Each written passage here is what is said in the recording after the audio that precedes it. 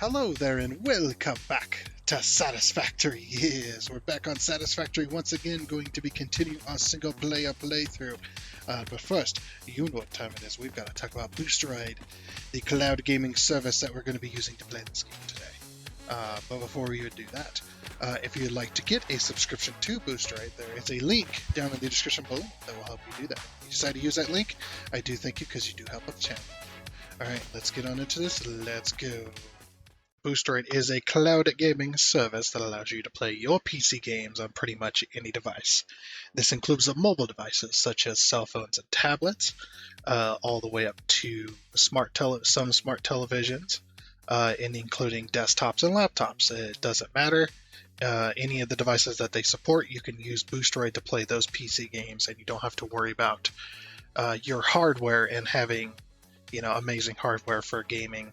And stuff like that. You just let Boosteroid worry about that instead, connecting to one of their very good gaming PCs and stuff like that.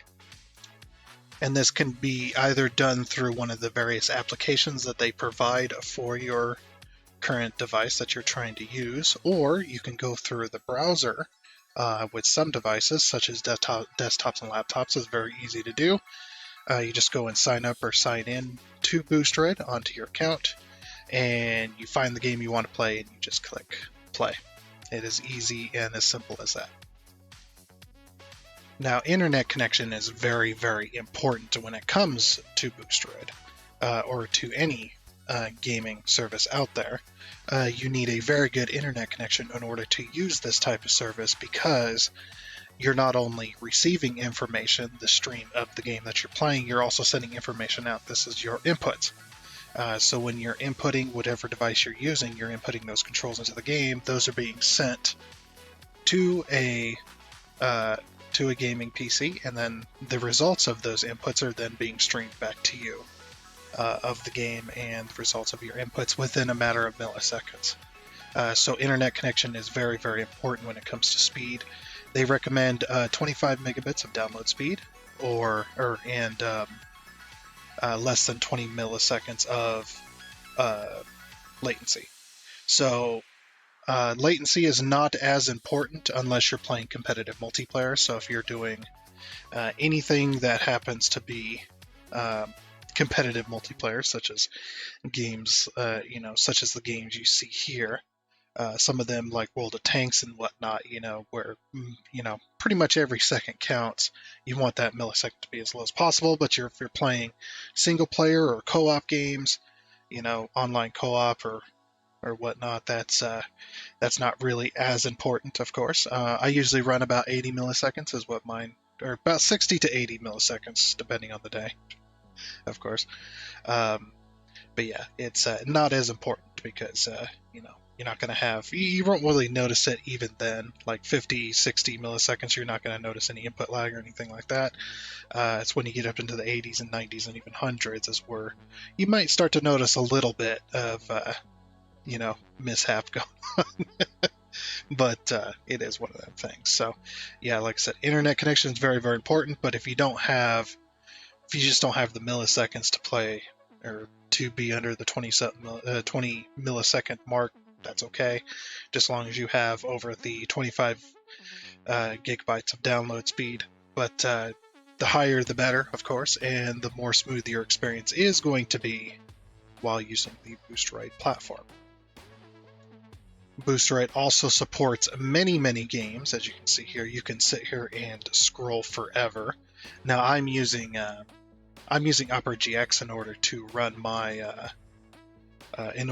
my Boosteroid. Just using a browser is just so much easier for me. I do have a gaming PC, but it is nice to not have to use the hardware, considering my hardware is very old and very out of date. So it's nice to be able to do that. Yeah, you've got tons of games available and whatnot. As you're scrolling through these games, like I said, no installation is required onto your device, so you don't have to worry about storage space either. Like I said, the only thing you got to worry about is internet connection. But as you're scrolling through these games, you're going to notice a few different things. So there's a few different things, like you're going to notice there's like the Steam icon and the Epic Games icon. That basically just means that this is the Steam version of this game, this is the Epic version of this game, and whatnot. So that's just on those stores, Steam and Epic being the big ones. And if you notice any other icons, those are mostly on the free games and stuff like that. You'll just notice the icon for the developer usually, if it doesn't have a platform like Steam or Epic. And you might even start noticing these newer ones, which is the Xbox logo and stuff like that. They did a deal with Microsoft, and they're adding games from the Xbox stuff. So really awesome, really cool stuff going on. You're going to notice a few different other things too, like I mentioned, the free underneath the free one, and then you got the license required here. So with any of these games, if it says free, if it doesn't matter if it says free or if it says license required, you do got to have a subscription to Boosteroid in order to play those games. And you're probably wondering why, and this is just because you're still using their servers and their computer, their hardware, in order to play that game, no matter if it's free or not. So that is why. Because you're still having to access that computer in order to play that, because these are all PC games for the most part. So, but the license required, basically all that means is that you need to own the game in order to play it. So I like to use SnowRunner as an example. So if you're searching for a very specific game, you can scroll through the list, or you can search up here. I like to use SnowRunner, like I said, as an example for most of this, because it's got two different versions. They've got the Steam version of SnowRunner, and they've got the Epic version of SnowRunner. When you click that play on whichever version, it's going to take you to the Steam or the Epic, depending on which one you clicked or which one you tapped, or however you're doing it. When you're at least when you're in the browser and stuff like that. So click play, and it's going to take you to the login, and you're going to log into your account either through Steam or Epic, and then it's going to launch the game. So if you don't own the game, it's not going to launch, of course. But yeah, that's pretty much that. If you have this, you see this little plus icon here, that just adds it to your library, which you can go over to the My Games section. And once that pops up there, you will see that all the games that you've clicked that little plus icon are all going to pop up here. Like I said, you can search for it or look through their library and stuff like that. But one of the things that they did add recently, this was a little while ago, it was still recent enough. If you link your Steam account to Boosteroid, you can it'll automatically look through your library of games, pull all the games that Boosteroid supports, and puts it all into your games library. So that is a pretty cool neat little feature there as well. Alright, then there's also a few things to mention just real quick here. On some of these games, you're going to notice, like when you click on when you're looking at a very specific game, you see this here. You're going to notice that it says cloud saves. That's one of the things there. So just like if you were on your computer playing that game, when you exit the game is going to then save to the cloud either through Steam or Epic's cloud service, and it'll be saved to their servers, that save. So this is very, very important, because Boosteroid, that's how it gets your save for those games, is it pulls it from that. It has they have access to the cloud servers on Steam and Epic, so they pull your save and then that loads it up onto the computer that you're playing, and then you can continue to play your game, whether you're no matter what. So that's pretty much how that works. But you might come across this. This is one of the things, is games like Dyson Sphere Program. You're going to notice this is in yellow. So this says local saves, and basically your progress is saved with the Boosteroid servers, because before it can't pull a game. It can't pull a game save that isn't saved to the cloud, and the developers of Dyson Sphere Program did not include that in their game to have the cloud saves. So you basically, if you go to play this on Boosteroid, you're going to have to start a new game. But if you do start that brand new game and you save, it's going to save to Boosteroid servers instead, and then you can then it'll pull that save from there. So, which is a really cool little thing. They didn't have to add that, and they did. So, really nice for these specific types of games. It's very few and far in between. You may not ever run into this ever at all, or very rare, but that's pretty much how that is. So that's basically the explanation of that. So one other thing too is the reason that Boosteroid um, has to pull from those cloud saves is because Boosteroid does not have access to your personal computer and your files. So um, that basically means that they can only pull from the internet, from the cloud, of that stuff that gets uploaded. So this also means that mods and third-party software not supported. Games like Satisfactory has a Satisfactory mod manager. That's a third-party software in order to run mods, and they don't allow that. So they just want you to play the game as intended. However, there are a few exceptions to the rule. One of them is Steam Workshop. I don't know how Epic does it, how the Epic Store does it, but Steam, you've got the Steam Workshop, and a lot of the time you'll go to play a game on a PC that you don't normally play on. The Steam's going to recognize that the mods that you had downloaded for that game, for that save, are not there, and then you can go and retrieve those, or it'll automatically do it for you in those cases. So that's a whole nother thing. The other thing that is kind of exception to the rule is games like SnowRunner here. SnowRunner has a built-in mod manager, and you're connected to the internet, so you just get your mods for your save that way. Um, but that's kind of the only exceptions to that rule. Most games require you to either manually install mods or go through a mod manager, like I mentioned, and that stuff is not supported. So you don't have access to the computer you're playing on, only the access of the game itself. So the game and the store that you're accessing, of course. All right, so that's pretty much explains that. There is one more thing I would like to mention as well before we move on, is they do have a network speed tester here. Basically, what it does is it just tests your network versus your closest server that you can connect to, that Boosteroid owns, and this will just test your network connection versus their server, and it'll basically give you an idea, kind of like a buyer's information type deal, before you go and get a subscription to see if your internet connection is going to be able to do it. And Boosteroid will give you they'll give you a few tips and stuff to improve your connection if it's kind of poor or whatnot, or give you the green light, that kind of thing. So really cool that. If you're ever having any kind of issues with Boosteroid, you got questions of any sort, or you want to report bugs or kind of anything like that, there's a few different things you can do that. You can also recommend games as well during certain ones, but you can click this little question mark here, which is going to basically pull up a new tab if you're on a browser or whatever, and however the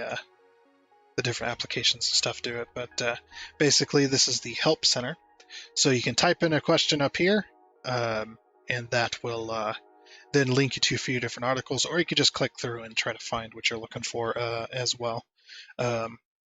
And they just general tips and all kinds of other cool stuff. So just a general help. Now, if you do have a subscription to Boosteroid, you can use this little pop-out tab here. I don't know if might be just on the PC, but yeah, you can click this little pop-out tab here.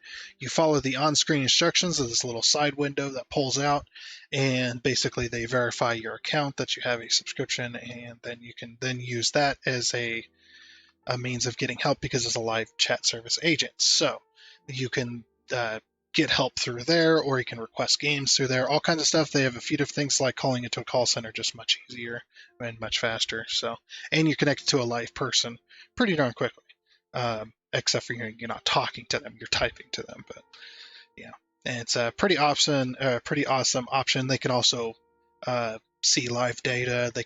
They have access to the PC you're connected to if you're having issues with a certain game or whatever, and they can help you with that too. So that's one of the other ways to get help. And then as well. So, and if you are not aware, they do have a Discord channel where you'll find my videos and others as well of the partnership program, uploading videos, informational videos, gameplay videos like I do, all kinds of stuff. There's plenty of people on there that are posting videos about Boosteroid, showing off Boosteroid, stuff like that, just like the video you're watching now, and whatnot. And you can see how Boosteroid performs on different games and whatnot, and compared to other services out there, and all kinds of cool stuff. So you can definitely all find that over on the YouTube channel. There on the Discord or the YouTube. Yeah, it's the YouTube text channel. So there you go. Okay then, so moving on over to pricing. This is pretty much the pricing section of Boosteroid. And the last little section a bit of this ad, of course, and whatnot. So basically, if you don't know what this little symbol is, this is a euro symbol. They deal in euros because their main headquarters for Boosteroid is based out of Ukraine, so they use euros over there. This is 9.89 euros per month, and then you can click the 12-month option, and then you've also got the 89.89, which is a yearly payment. So both of these are one-time payments. You pay a month or you pay a year. There is no difference between these two options, as you can see here. You get the basic VM, which is a virtual machine.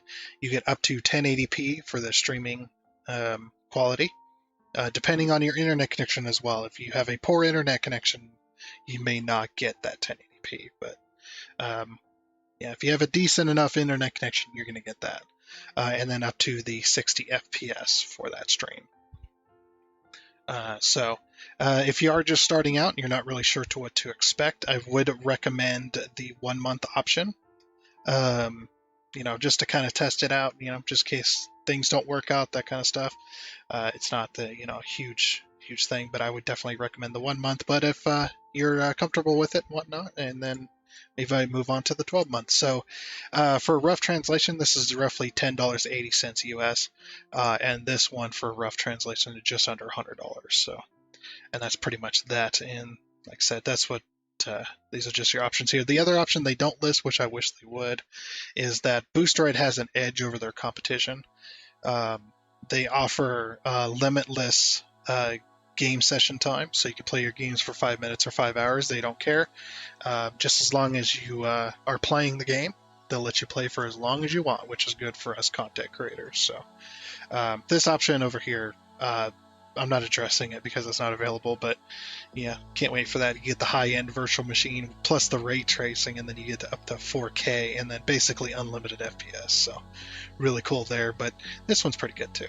And for most phones, this one will do you more than good, because most phones, got the tiny screen, and if you're doing 1080p, that looks like a freaking 4K television in your hand.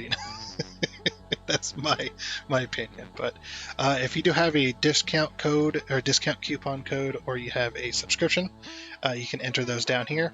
Now, the way the discounts work, if you do have that discount code, you enter it down here and click the apply, and then that'll apply that to the option, the appropriate option with the appropriate discount, and then you go and purchase it. So that's pretty much how that works as well. Alright then, and I'm pretty sure people ask, what do you get paid to promote Boosteroid and stuff like that, and the quick answer is I don't get paid. So yeah, for Boosteroid, I do not get paid for that.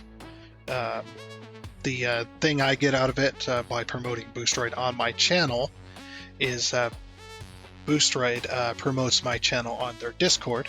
So I'm very thankful for that, and in exchange, I promote their service. So that's pretty much the long and short of the whole partnership. So pretty cool, and you're not seeing any of the other ones or any other companies coming to me on my small channel. So very awesome, and thank you to Boosteroid for allowing me to be part of the partnership program. All right, let's get back to the game.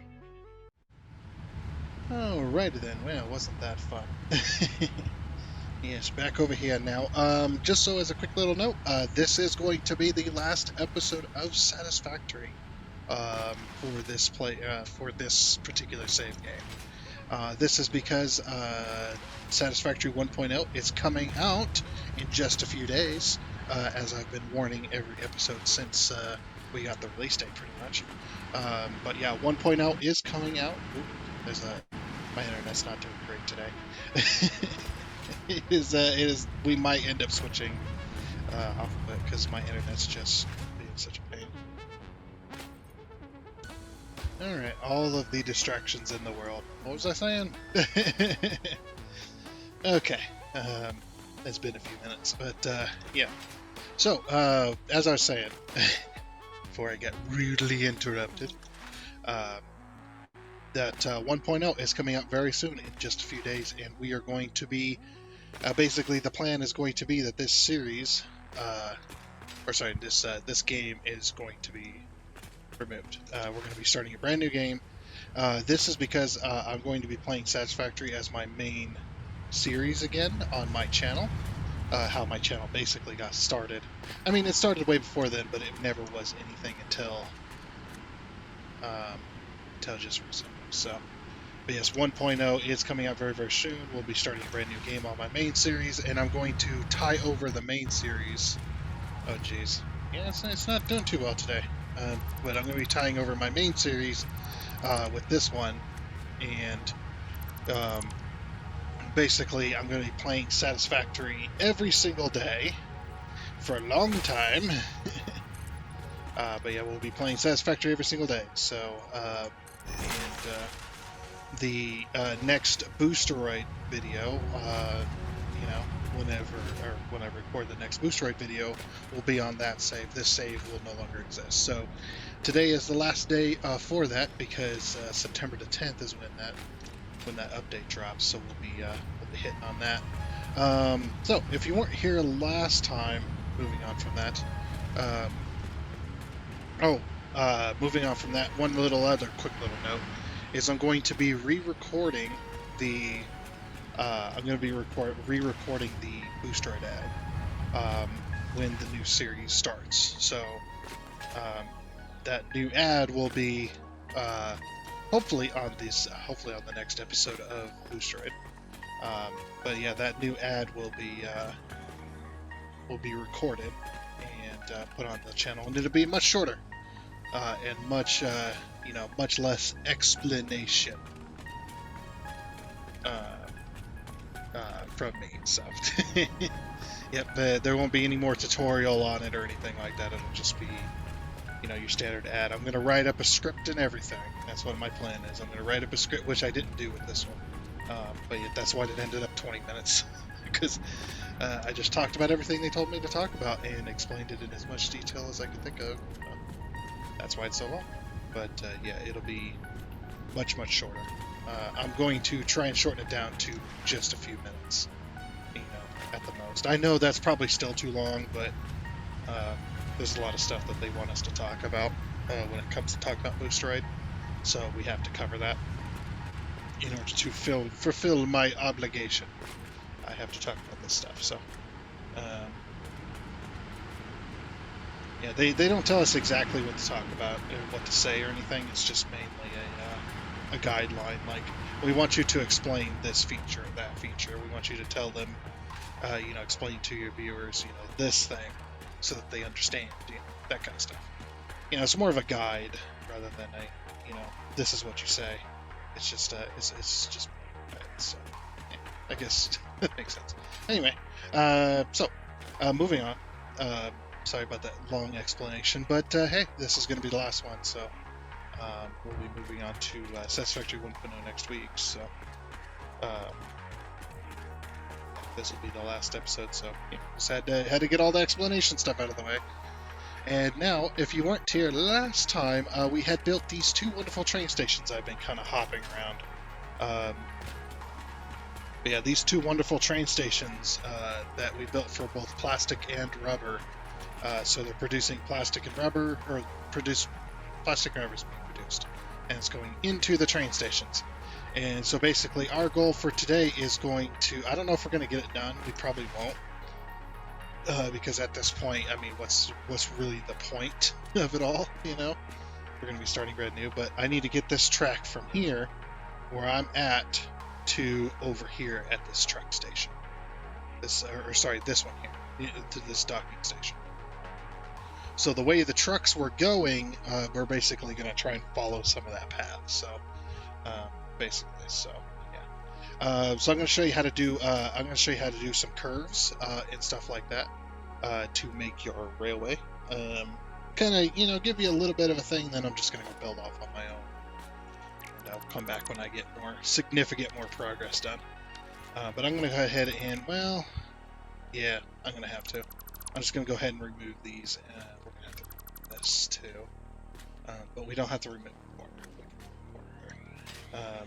But yeah, for now, because I need to reconnect to these. But so from this point here, what we're going to do is we're going to go down to the architecture tree, and we're going to scroll on down to, oh yeah, we unlocked those last time too, to the catwalk crossing, and we're going to pull that catwalk crossing right up to the edge of that foundation. Go ahead and place it. Let's turn this to default mode. Then I'm going to hold control, and that allows me to, I'm not in the game yet. Hold on.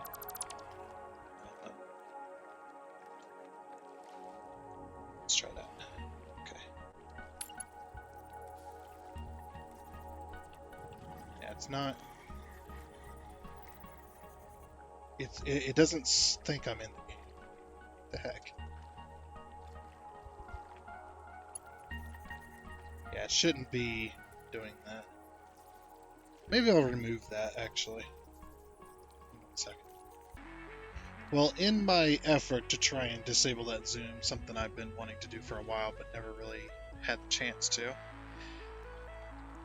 my browser crashed. But you can't, yeah, my whole freaking browser crashed. Isn't that hilarious? I don't know what was going on. I was just like, man, the browser's just not responding. And all of a sudden, poof, all my browser's just gone. It's like, alrighty then. And I definitely know the browser crashed because it closed everything out. But at the same time, when I went to reopen my browser, it did the browser startup thing that it does when you first turn on the computer. So it's just like, well then, yep, browser definitely crashed. But yeah, I can't disable this zoom, so we'll just have to deal with it. I thought I could, but yeah, apparently that's a thing that just cannot be disabled. So that's all right. We'll just deal with it. So what I was trying to do, yeah, and my internet's not doing really well. That's why everything kind of doesn't look as crisp as it should. That's okay. So I'm gonna hold control, and I'm going to do that. Just like that, and we're going to put another plate next to it. Yeah, because we're going to curve this rail right here. So we wanted to curve and go that way.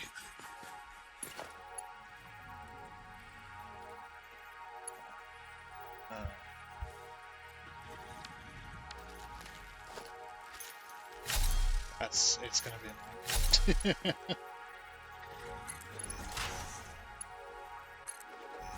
Okay.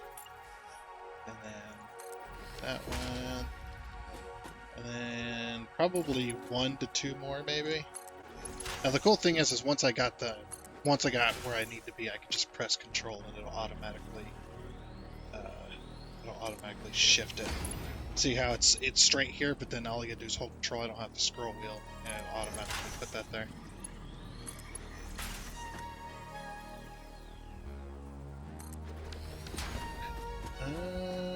Maybe another. It's going to be hard to tell until you get up there. But this is why you don't build the rails until you know where the rails to go.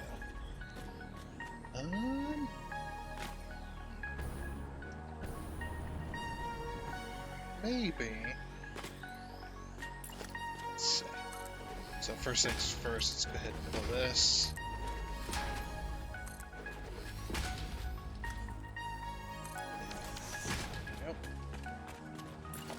So what I'm going to do is I'm going to take this foundation, turn it on to zoom mode, go all the way that way. Yeah, see, that wasn't quite the turn I need. I need this. Smack that edge. I need to. Every time I smack I smack something by accident, I just like smack that edge. Yeah, that'll work. Okay, cool. Let's pull out our little chainsaw. Let's go take down this mushroom. Alright. Gotta crap load of limestone and crap I didn't want. That's all. But I don't know why I'm...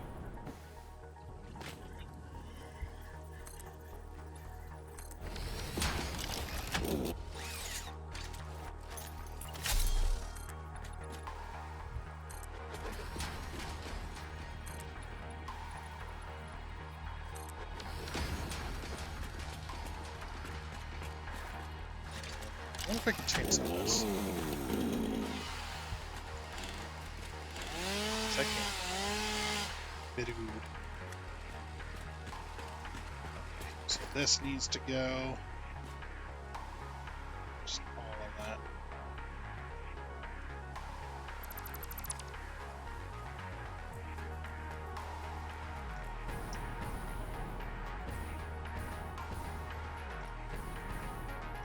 All of this has to go.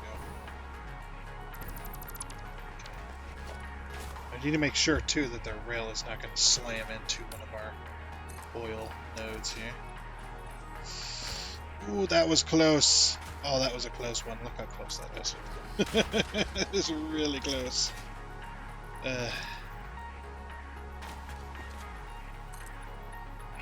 And don't worry about the foundation floating. I'm not going to have it anyway. Okay, so that... Get out of that. This is going to have to move. So let's put this... let's put it over here.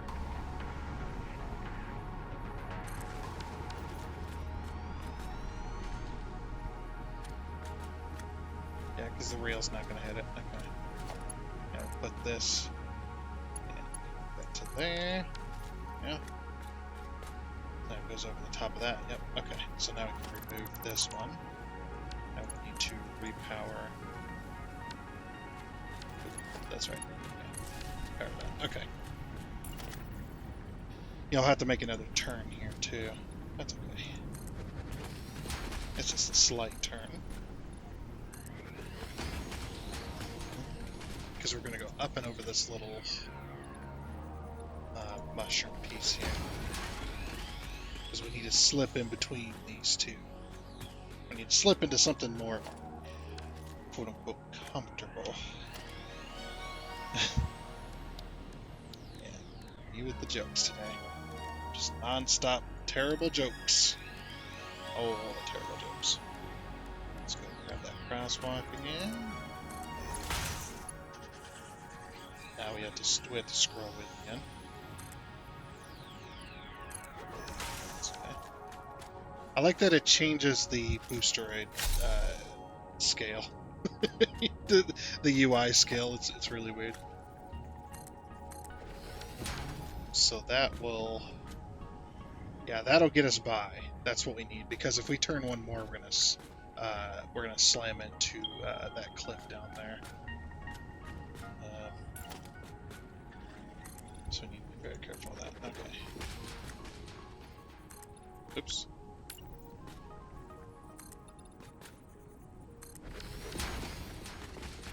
I think I can get rid of this, can't I? I think I can get rid of this. I don't remember though. No. Okay. Yeah. We might need like a little bump in the road. So I'll put like a little foundation piece here. And that'll be good.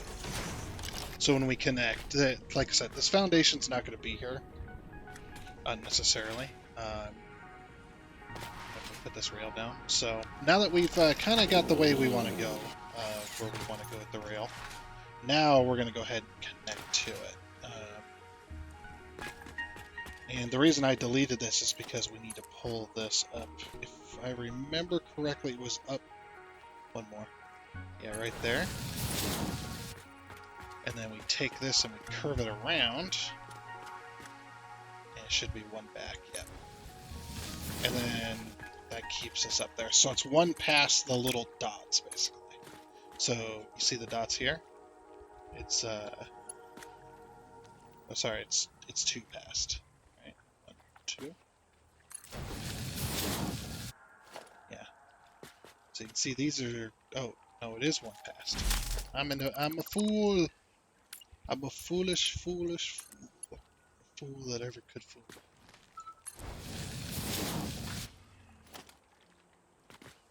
Okay. Now I removed a belt, so this one, or a train line. So this is then going to connect to that.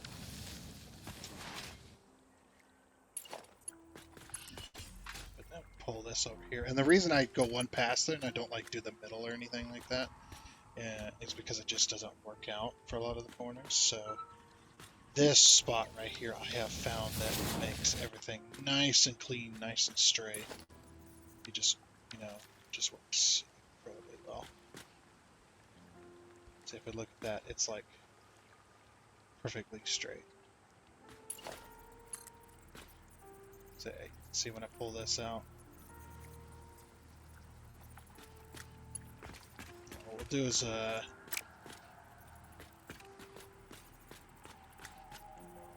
little connection point here, just to make sure that our rail is perfectly straight. Do a little connection right there.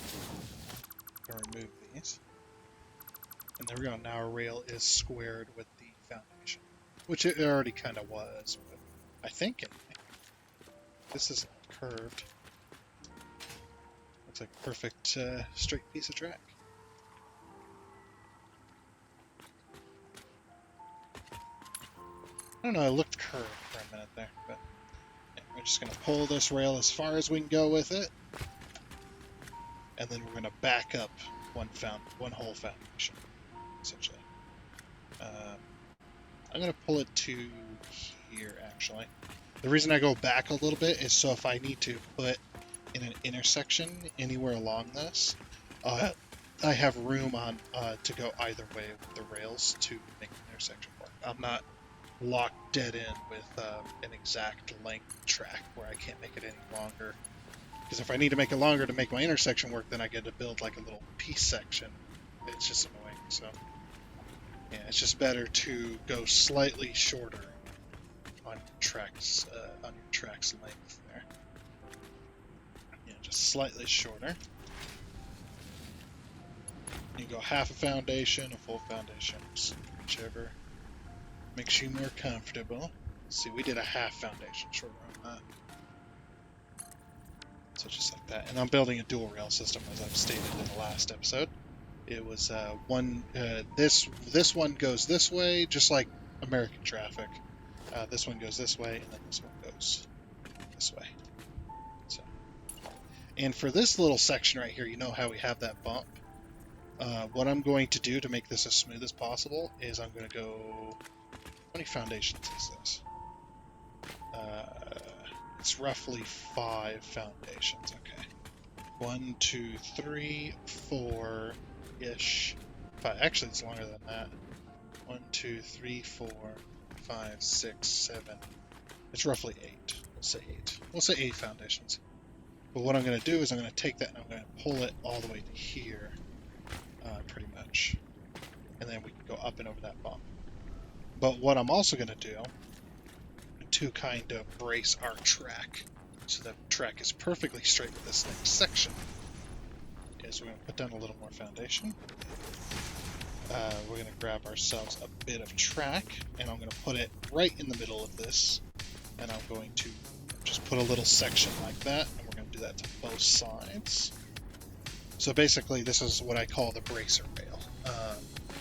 So just make sure that my track is square with the foundation I'm trying to put it on. You don't have to do this, it's totally up to you, but if you're doing a dual rail, it is more, I do recommend doing bracer tracks, so that when you're doing your dual rails and you're putting down your block signals and everything else, everything's nice and square and straight, and it's, all hunky-dory, but that's totally up to you. Do whatever you like.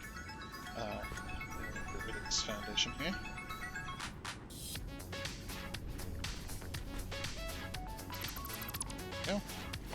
We need to move this pole. So I'm just going to go from here. So just gonna go from here to here. Call that a day for right now. Yeah, this power line is not in my way, so.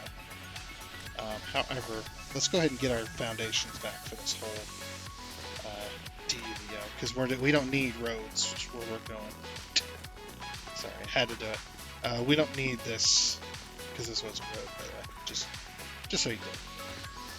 This is no longer needed. Ah! Auto save. I think I can crouch underneath here, right? Oh, this is gonna take forever.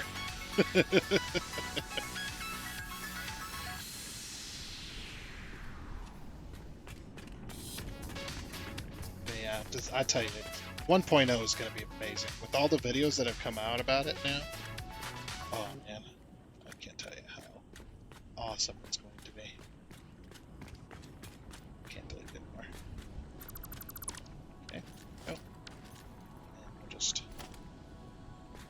move those ramps there. It's just also so I can just get my concrete back.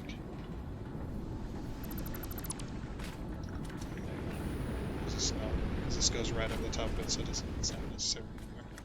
And that also covers the curves. So now we'll go 1, 2, 3, 4, 5. Actually, this is straight on, isn't it?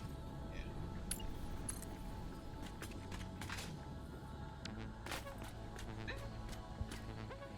All that.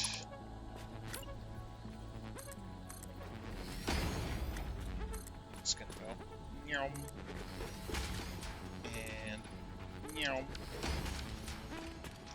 Okay. Now we're gonna go 8 foundations from here. So 1, 2, 3, 4, 5, 6, 7, 8. Roughly. I think that was roughly 8. That's enough, right? As you can see, the rail is perfectly straight. I just don't want if you're doing hills and stuff, be as gradual as you can with it.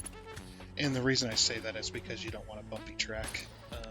Not that it really matters. The game doesn't care how bumpy your track is. It sounds so weird. You know, don't let other people tell you that your track is too bumpy.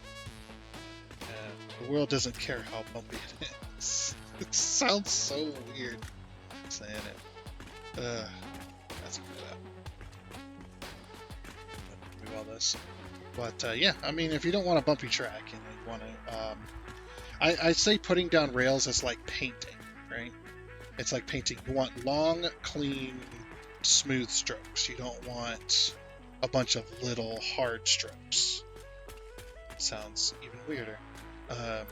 Because what's going to end up happening is, actually, I can give you a very slight example. Because it works, the way the rail works is like a spline type deal. It's a weird type of build. So, yeah, if I build like a little track here, and then I'm like, okay, I want to go this way with it, and then I'm just like, we'll go this way a little bit, and then this way a little bit. And if you do these little tracks, here is not so bad because it's pretty flat. But yeah, you're going to end up with like little bumps in the road, stuff like that, or a bunch of little curves and stuff you don't really need, that kind of thing. It'd be better off showing off in a place where it's not flat. Maybe we'll get to that point. But if you do super long strokes with your curves and with your straight roads and stuff like that, then you end up with these, you know how we had to have this little bump in the road? You can actually see how smooth this is. You know, it's pretty, it's really gradual. You know, it's like real life tracks, real life train tracks. That's kind of how they work. And the longer the better. If you're doing a hill, and especially a curved hill, the longer the track, the better. The nicer it's going to be. The nicer it's going to look. So definitely, think about that when building rail. You know, try to stay as straight and as flat as you can And if you have to build curves gradual. I also try to... This might be a problem. This little overhang might be an issue. We may have to go down slightly. Or up slightly, even. We'll see. You know how we can tell? Put a rail down. Let's grab ourselves a little bit of rail. Yeah, so we won't be able to start curving yet.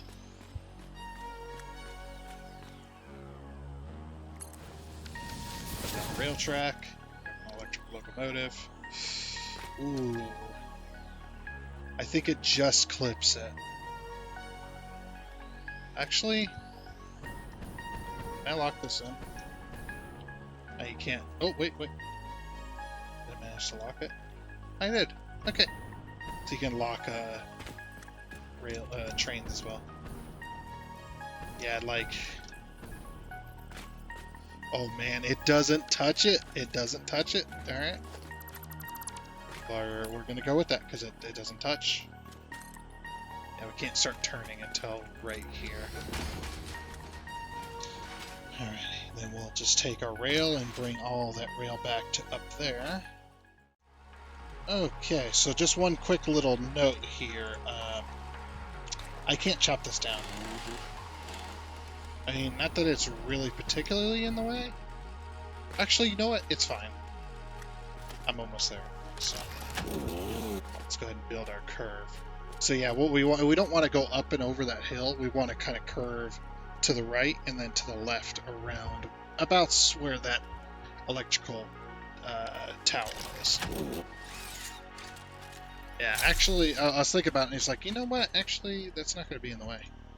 Because the foundation's going to be removed, so it doesn't matter. Well, I don't know about this foundation. We'll see. I might build an actual train bridge, but yeah, again, this is the final episode, so it doesn't matter. It does not matter. So far, everything's been pretty smooth, though. And it's kind of smooth now. Oh, look at that. It was already ready to go for me.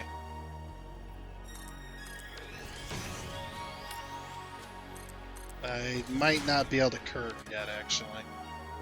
I need to go one more foundation. I just thought about that, yeah. One more foundation, we'll get clear of it, and then we'll curve. Because we got plenty of room past this, but yeah, get past. I mean, it probably would have been fine, but yeah, we can't get any closer.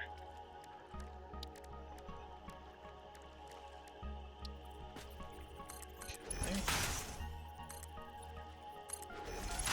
And then we'll just keep on curving. Yeah, we're going to kind of follow the river here.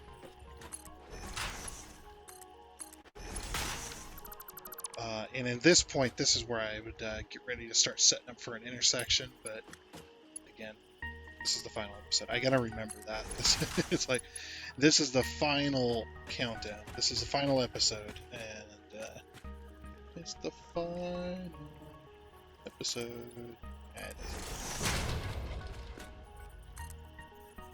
Ah! Nope. False. Okay. There we go.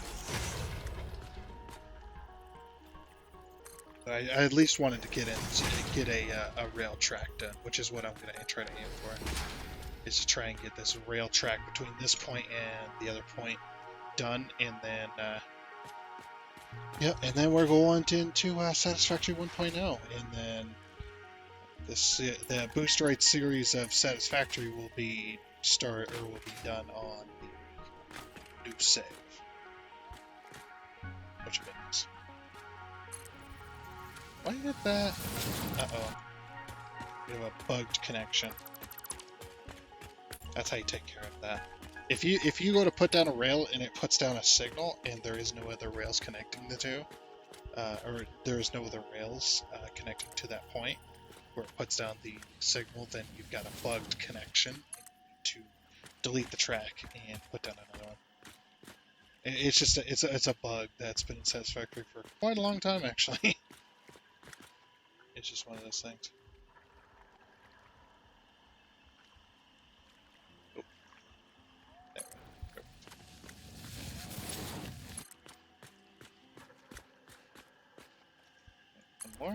Perfect. Pull our... should we do one more curve?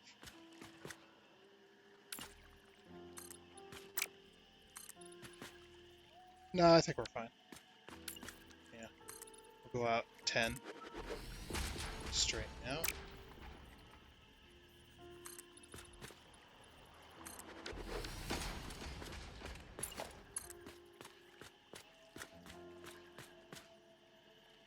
Again, one space back from that. Then the dual dots. So there's the dual dots. And then one space back. Okay. Should get us straight.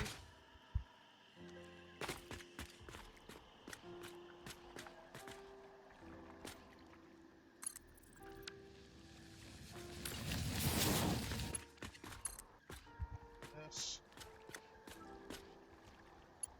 And you can see when it goes to the edge of the platform. Look how straight that is. It's like perfect. I got 2,400 hours in this game, okay? I know how things work. People are like, I have no idea what the hell you're even talking about. Alright, so for this one, we're going to do a curved hill to get up on top of that. I'm actually going to try and get up to this point. Let's go ahead and move all this. We don't need this ramp here. But yeah, this point right here, it actually might be worth going a bit higher. Yeah, because of the rocks and stuff. Let's go a bit higher. We'll put a 4-meter foundation on top of it. You always want to kind of elevate your railways in Satisfactory, just because of all the obstacles. And a lot of those obstacles you can't remove. So if you're trying to put down rail, and you don't want obstacles in your rail track, it's always best to elevate. Basically, your entire rail system, most of your rail network is going to be, I say most, if not all, your rail network is going to be up on a bridge. Basically, it's all going to be elevated off the ground, because it just makes everything so much easier. But yeah, we're going to try and get our rails to this point. Now, obviously, from here to there is way too far. Yeah, I'll show you. So let me connect to this. So I am connected to that rail, and I'm going to try to pull this. See, that's way too far. It's about... Oh. It's actually not that far off. Yeah, that's actually not that far off.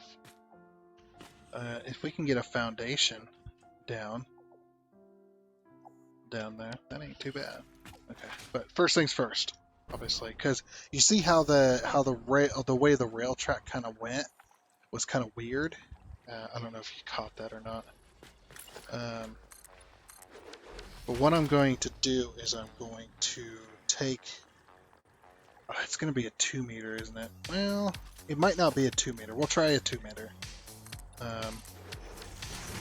Yeah, what I'm going to do is I'm going to pull this rail track, and we're going to pull this into a 2-meter slope immediately before we start curving. It's always best to put it into a slope first and then curve, at least from my experience anyway. And then, yeah, we're going to try and pull that up to this level. Now we may need to go way earlier. Yeah. But you can see how that kind of smoothed out the start of that, which is really nice. I'm going to go 4 foundations out. And then we'll put the rail wherever is straight.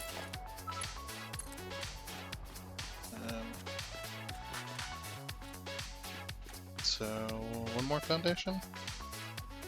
Not too far. Okay, so right...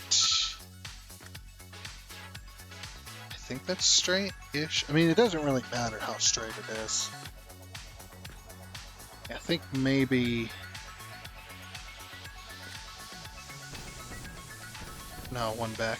Yeah. Okay, so it's just after this point where it's straight. But you want to go from foundation to foundation, basically. That doesn't look too bad.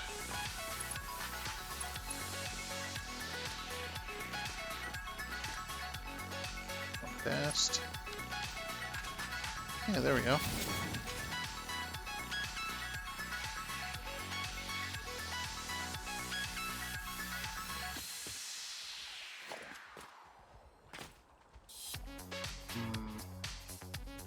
I'm thinking the 1 meter might have, or the 2 meter might have been too. I mean, it got the curve up there, but I'm thinking of having. We could try just straight. Let's try straight on and see what happens. Ooh. Did that rail look? For a second there, I thought the rail banked. For a second, I was like, "Wait a minute, what?" Now imagine that. That'd be awesome. Okay, it's way too long. All right, so the way to fix this, if it's too long, you can see that it is too long for it to be even remotely straight. What I'm going to do there is I'm going to pull the foundation out, or sorry, I'm going to pull the rail out. 2 foundations, because that's where it is working for us. So it should give us the same type of deal. So 1 pass, actually, is that? No, it is 1 pass. Okay.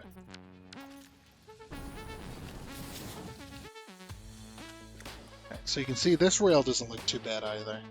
I definitely like the up and then curve.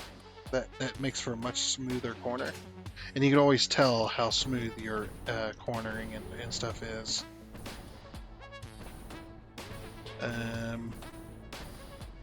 I definitely like that, but I think the 2 meter was too much. Okay, so we tried the straight on. The straight on approach does not work as well as I want it to. Well, let's try a 1 meter. The 2 meter looks good, but I would like to be a little bit smoother of a thing. So we're going to go up with a 1 meter instead. It all depends on how steep you're wanting to go with it and how much you're curving. That is those are going to be the main elements that decide when building rail. Now that ain't too bad either. Look how smooth that hill is. See, it starts to slope up and then it just keeps sloping. You want to keep from, basically, in order to make the rail look good, you want to keep from those peaks where where it levels out. There's going to be 2 different peaks where it levels out. There's going to be a lower peak and an upper peak, well, upside down peak basically. It's hard to tell here, but see, this is a peak. This is upside down peak right here. This little thing that we did. Now this peak wasn't so bad, but the other peak is, it has such a, the reason I didn't go with this, because it has such a hard slope compared to the rest of the curve. So you can see on this curve, you can see it goes up and then it slowly curves back to being level while it's curving, or while it's turning. Sorry, I need to explain that better. But yeah, this right here, this point is so harsh. It's like, ugh, and it levels out, basically. Now this, with the 1 meter, already starts to slope up, and then it just slowly, I mean, it is a bit harsh right about, it's a bit harsh right about here, but not too bad. And then it slopes up and curves. With it doing flat, what was happening is you had that lower peak, and then you had the upper peak up here right before it leveled out, right about here-ish. And it was just kind of, you know. So we're going to go with the 1 meter. The 1 meter was good. And that's how you pick. Depending, it really depends on how, if you want to go that detailed into your rails.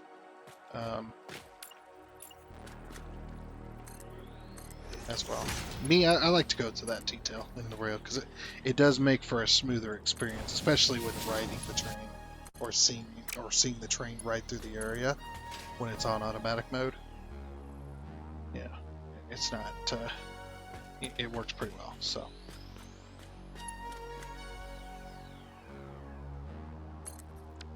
Yeah, that ain't too bad. And then what we do is we just remove these two foundations here. And we can have those two for now. But the other reason I remove the foundation, because if we actually look, this one ain't bad. This side ain't bad either. It kind of peeks through the bottom of the track, but that's okay. Oh, and one little trick while putting down a rail. One little trick while putting down the rail here is there is a way. Let's say I accidentally do this. We got two floating tracks there, and let's say that this foundation that I'm standing on doesn't exist. So now how do and I wanted to build a level track with more foundation. Now I'm screwed, right? I can't take a foundation, I can't put it on the rail and make it work. I can't put it on the bottom, nothing. I can't get this to work to where I can get it to level again. There's a nice little trick. If you actually go into here, and if you have these unlocked, of course, we go to architecture, and we're going to go to the small pillar support. You can use the beam support, the big pillar support, or the small pillar support. It doesn't matter which you use. It's just fine. But we're going to use the small pillar support here because I use these for rails anyway. Now you notice, look how it snaps. It snaps directly to the middle of the rail. Now if I take this and I pull it all the way to the edge to where it just appears, because it does have an end point, so it kind of just snaps like that. Now I got something I can put down that I can put a foundation on. I'll take my foundation, and we'll go with it doesn't really matter on this one specifically. We'll go with the one, and you see how that snaps to the middle? And then I'm going to drag that across just like that for both my rails. Then what I'm going to do is I'm going to remove this, grab a 2 meter foundation because it's exactly 2 meter, and look at that. Now it's exact, and it's also not poking through the tracks either, so it looks really nice. And now you have a foundation back, so it's a neat little trick for building rail. But yeah, we're going to remove all this foundation here. And now I'm going to use all of those tricks and all the stuff that I've showed you so far, basically, to get this rail out to the desert and towards our power station. So give me 2 seconds to do that, and I will meet you guys on the other side. Alright, got a little bit carried away there, so let's go ahead and get that finished. I don't know about this. This curve seems a little bit too curvy for me. If that makes any sense. Also, my internet's not... You can hear the music. I love when the music speeds up randomly. It's so good. Yeah, for this particular section,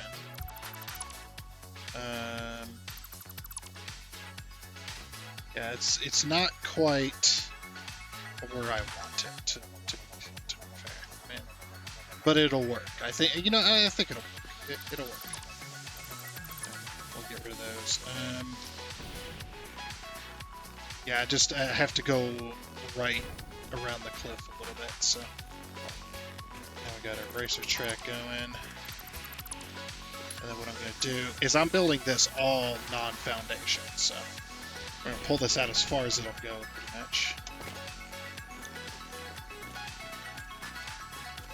Maybe not as far as it'll go. Maybe we'll pull it out to here. That way we have a nice smooth slope.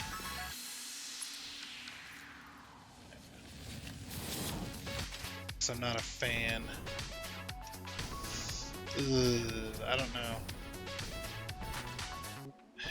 It's okay. I just don't know how I'm gonna. The problem is I don't know how I'm gonna fix it. It's all. It's all. just continue that. Okay. So then, let's pull this all the way down here. Like I said, I'm going to get this rail done today. I hope, anyways. So that we can, you know, be like, oh yeah, this is our last series. And I know the quality's not that great at the moment. That yeah, my internet's not doing great right now. It was doing good for a little bit, and then it started going. It started hiccuping. So it's just like. But in order for the game to stay connected and stay running, it has. Yeah, doesn't it look like cricket? It's just like.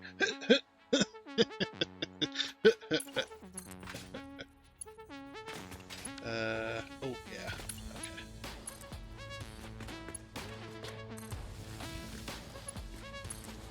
I might need to pull that curve down a little bit further.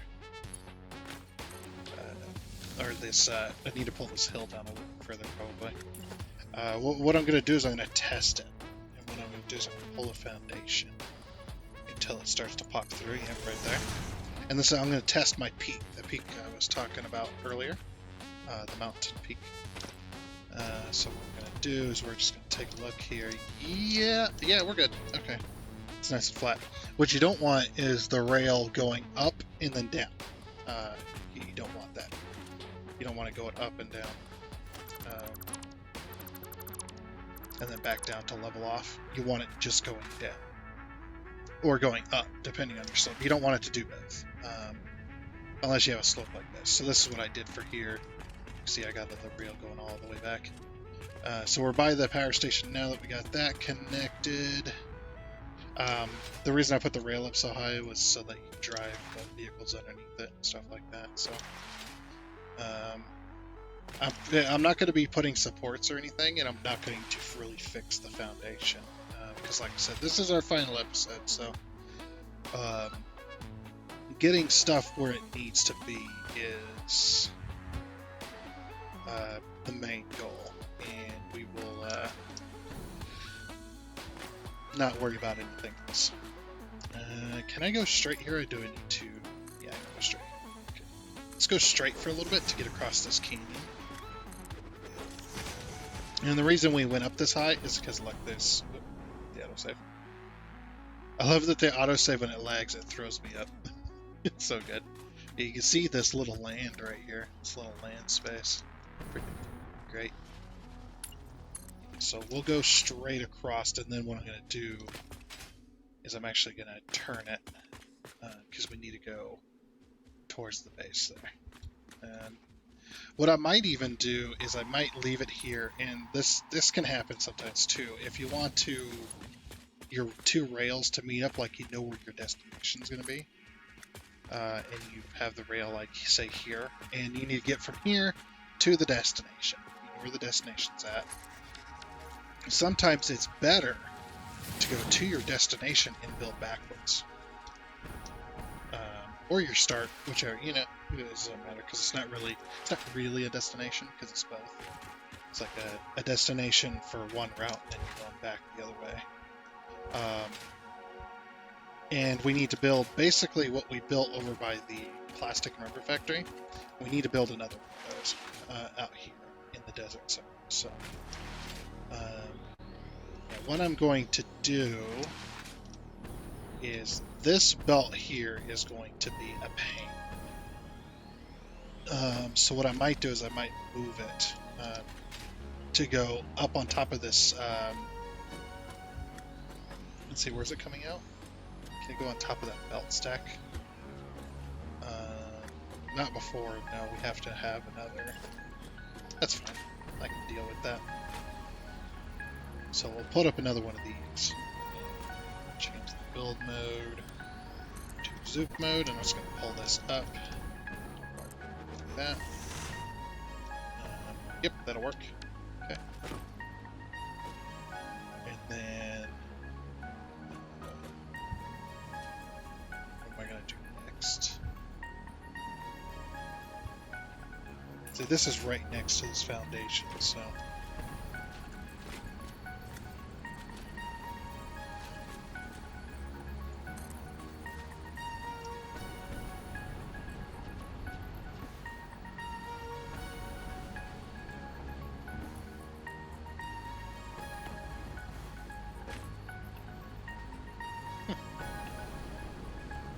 I'm having troubles landing on my freaking... No!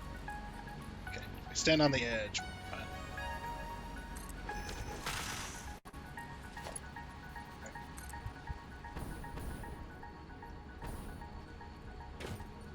Okay. Ooh. Oh, can't afford. I was just like, wait a minute. Can't afford. I don't have enough steel beams. Steel beams are being made right there. No, those are motors. I don't know where anything's at anymore. That's why that's why these types of factories, like where everything's kind of everywhere and kind of mushed together, and yeah, it's just it's never a good idea to do. It's just such a pain to deal with.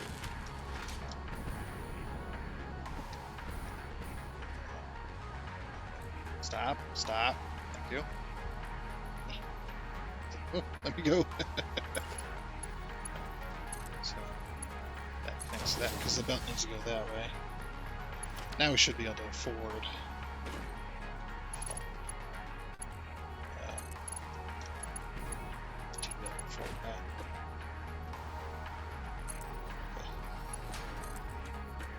So yeah, we're going to remove this. Remove this here too. And I'm just going to leave the rest of that line there for now, so that when the factory needs to pull, it'll have a really nice long belt of that. Oh, have you guys seen the most recent video of Satisfactory? I know I say this every time, but this one I am going to spoil a little bit. If you guys have not seen it, definitely go watch it and skip what I'm about to say. But oh my gosh, the most recent video of building belts. There's a new belt mode. I forgot to double click. There's a new belt mode that's going to be a new belt placing mode, which is going to be a straight mode, which is really awesome. I'm so excited for that. I'm just like, I looked at that and went, you know how much time, like, you know, you wouldn't think something like that would save you that much time.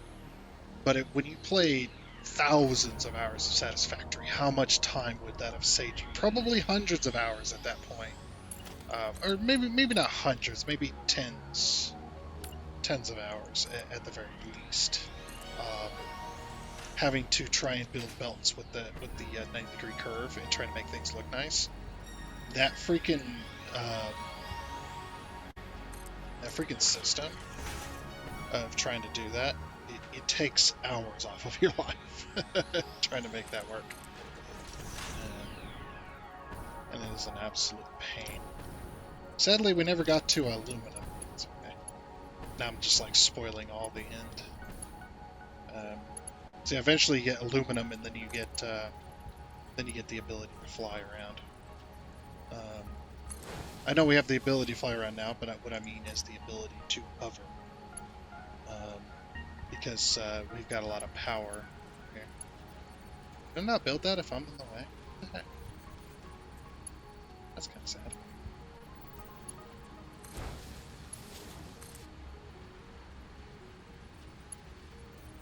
Okay.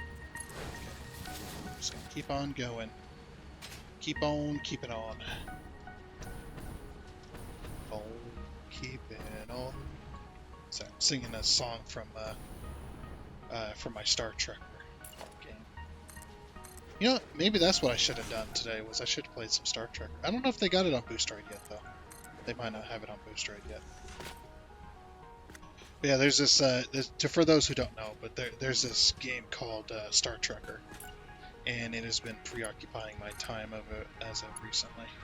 Oop, that's higher. Not 10 higher, 1 higher. But yeah, it's been taking up a lot of my time recently. It's been a really amazing game. It has had its ups and downs. It has had its ups and downs. So just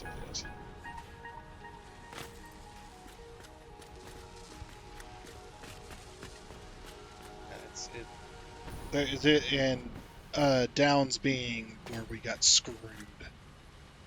We got screwed pretty darn badly on one of the jobs. It was a long haul job too, worth like $4 grand.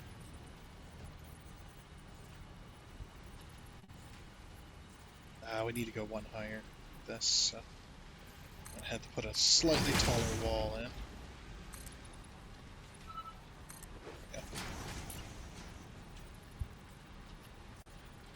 So it's 1, 2, and then 1, 2. It's right there. I'm not exactly sure. Yeah, it's right there.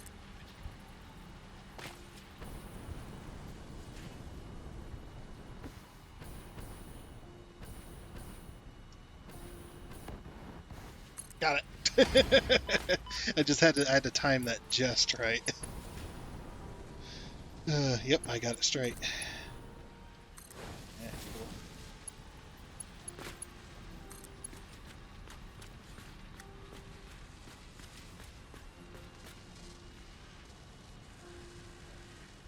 I think this is what I want. Is this what I want? What I really, really want? Not too much. I don't want nothing.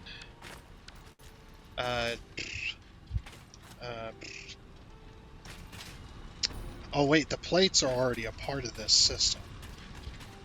So yeah, what I want to do... Well, they were a part of this system. Yeah, so what I'm going to do is I'm going to pull this right in there. To turn it. There. They're also improving that system too, which is nice.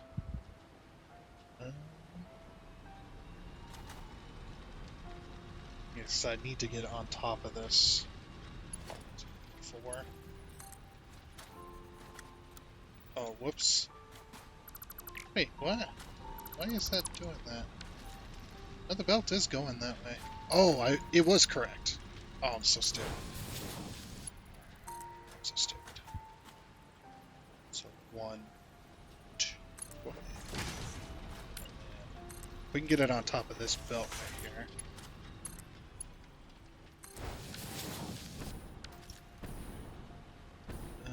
Actually, yeah, that's... You're kind of at this point that you just don't care. You're just like, that's good enough. As all this is not even on foundation, so...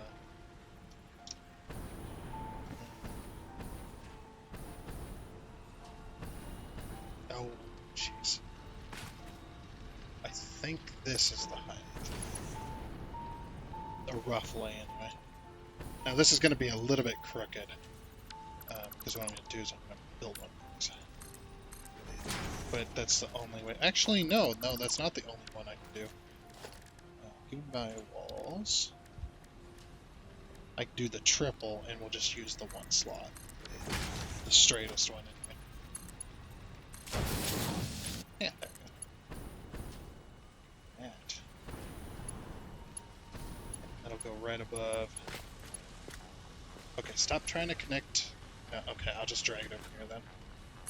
Since you mean. Alright, there we go. She going. There goes the plates. Plates should be going down this way. Yep. And they're going to be rejoining all the way down. Nice. Okay. And there's a reason I had to do that, by the way. was because this plate line was going to be in the way. This reinforced plate line. It's going to be in the way where we're going to build our train.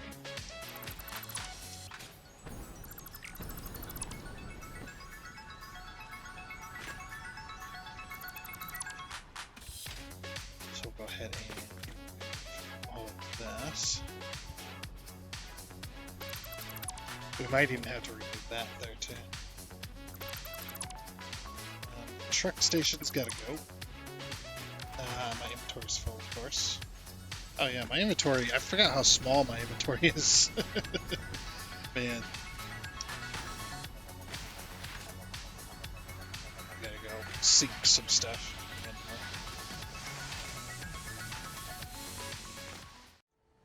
Alrighty then, that didn't take forever at all. So I went ahead and got the train stations put down. Just real quick, I need to paint them still. But yeah, I decided to move all the belts, so now we've got these belts like right out here. This one, actually, this won't be an issue because I can just go underneath, and go on top or whatever. No too bad of an issue there. Should be good.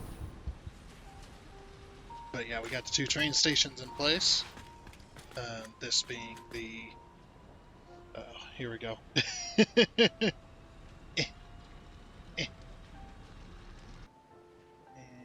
plastic. Alright.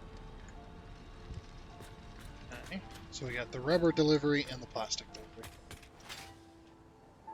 For both of those, which seems pretty darn good. I actually might rotate these to go this other way. And I think that'll probably do a little bit better. Yeah, if we rotate them this way, then we don't have to mess with that.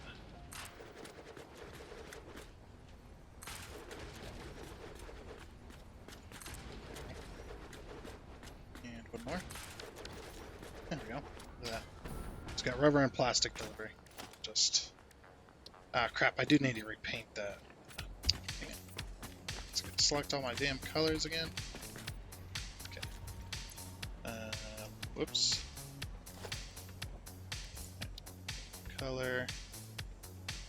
Damn it. Damn it.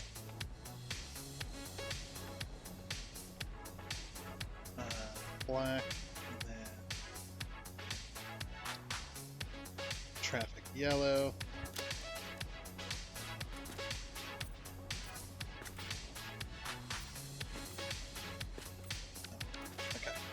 So I know which station is which. And then we're going to set it up. And I'm not going to set it up like I did the other stations because we're not, like I said, this is the last episode of Satisfactory for the save, so I'm not going to worry about, mainline stuff versus sideline trains.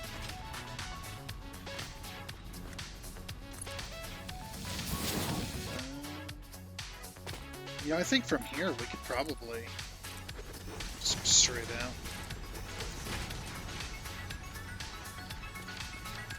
Okay.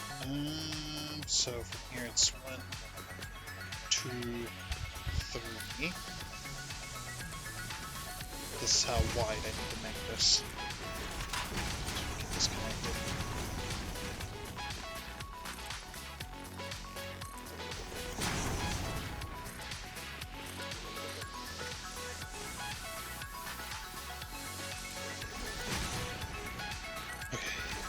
There.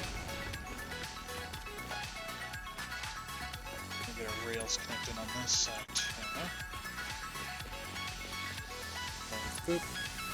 Oh, I completely forgot. Whoops. Completely forgot to hook that back up. So yeah, this is where the build mode is going to come into play. When you go to build like this, you could change the mode and it'll build 90 degree angles for you. Straight into the container. Just like, ooh. Yes, thank you. Okay. Yeah, how long was that run-in being disconnected? I had to completely move the container and everything because the container was right here. Just how much I have to change. And this is the reason I did that, so that I can do this. Oh.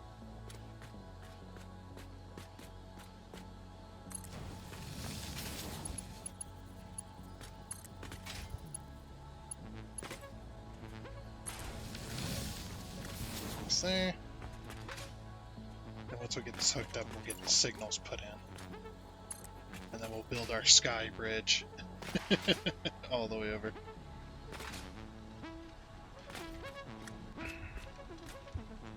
Oh, I'm gonna have to build this first. Hold on. I have to build the corners first. And we can build a little straight piece. Okay.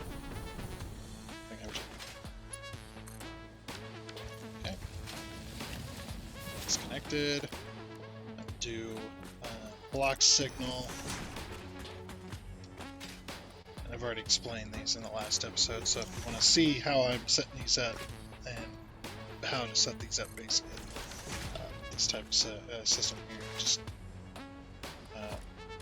look at that. So, pass signal there. Pass signal there. Oh, let's get this rail connected. Go. And then block signal. Here. Actually, no, that would be a path signal. Yeah, that's going to be a path signal. Because that's another intersection piece. Because you can go either straight or left. Oh, I forgot about this. Wait. No, that shouldn't exist. Do you guys see that? There's a freaking switch there. I was like, wait a minute, that switch shouldn't exist. Oh, yes, it does exist. Oh, of course. I'm a stupid, stupid fool. It's not straight whatsoever.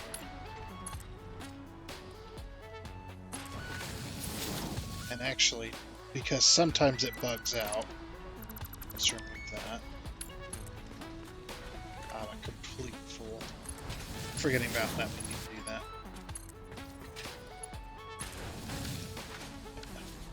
And then we'll put the path signal right. We'll put it right there. That does mean, though, that I need to move this foundation out. Another 2.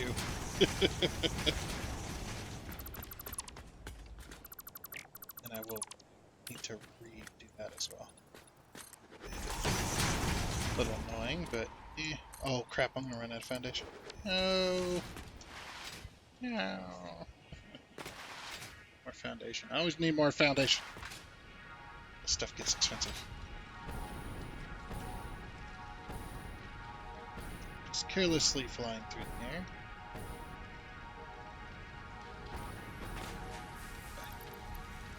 Two, 3, 4, 5 stacks should do.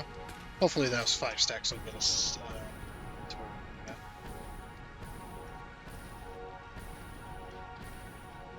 I can't wait to get the new jetpack stuff too. That's going to be amazing.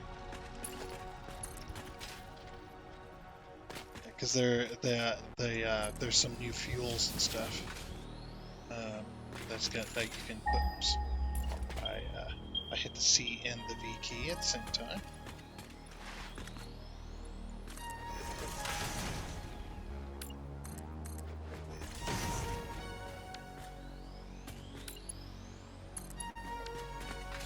Disconnect this rail.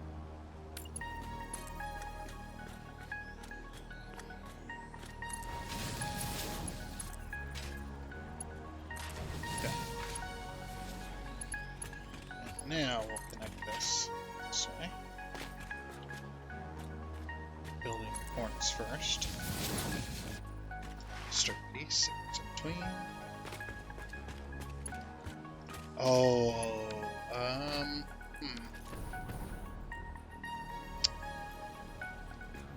That's not going to be good.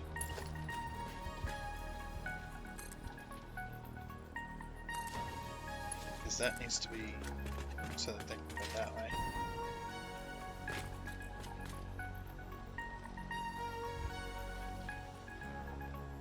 Oh.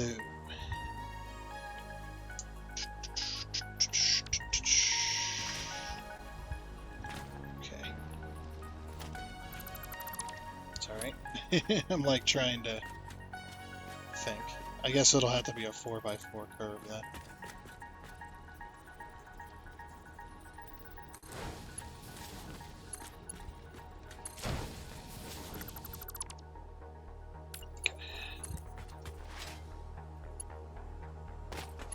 That's right. That is alright. Okay, so at the end of this connection is here. Just do a 4x4 instead of a 3x3. No.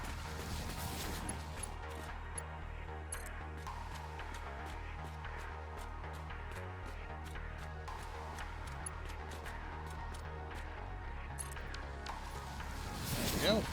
Nice. That's what I wanted, because I wanted these two to come together.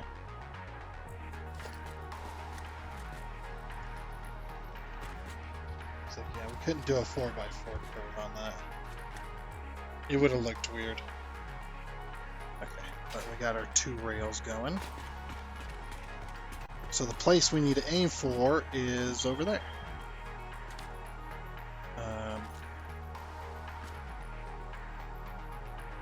So we're going to immediately grab our foundation.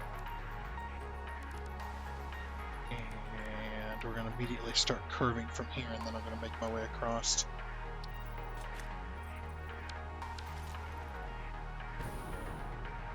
Of course, we could always go like, I don't know, actually, how exactly I want to do it. We'll see. We'll see. Okay then. So now that we've got that part of the factory done, rail line. Where the heck is my tab? There's my tab there. Jeez. Can't find my crap. Now that we've got that done, now we need to make our way back to. So this is a connected line, by the way, and these rails will carry power and all kinds of other stuff. So we don't have to have necessarily. We don't have to have. This super long power cable that we got there. It's just more convenient at the moment to have it, and then once it's, or I would say once it's less convenient. Obviously, that's not going to happen now. But you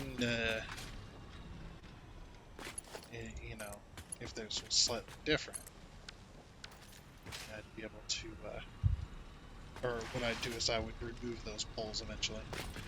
But right now, it's actually, is it more convenient? No, it's more convenient to drive the train. Let's just throw it on a train. Why not, right? Now that we got the rails done, let's just get going. So I got to take this back to the plastic factory. So I decided to go down the slope like this and kind of get closer to the sand dunes, and then go up and over around this area here. Yeah, look how fast we're going. Freaking 120 some odd kilometers now. It's insane. We are flying.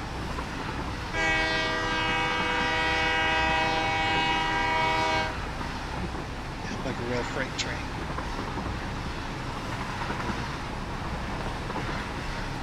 Just a freight train coming your way. Beep beep. I'm just honking.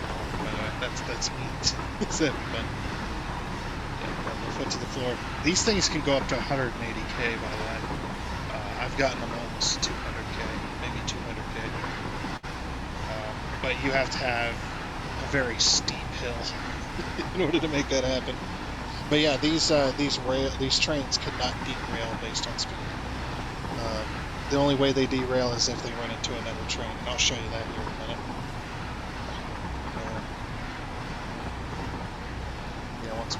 Once we get over there.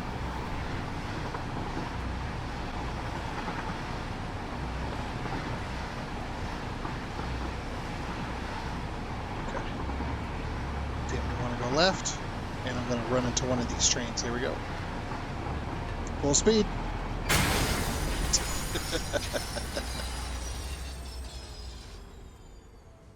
Yep. I can't even honk. I have no power. Oops. What the heck did I just do there? Yeah. Alright, so let's go ahead and get out. And what we do is we hit E on the train.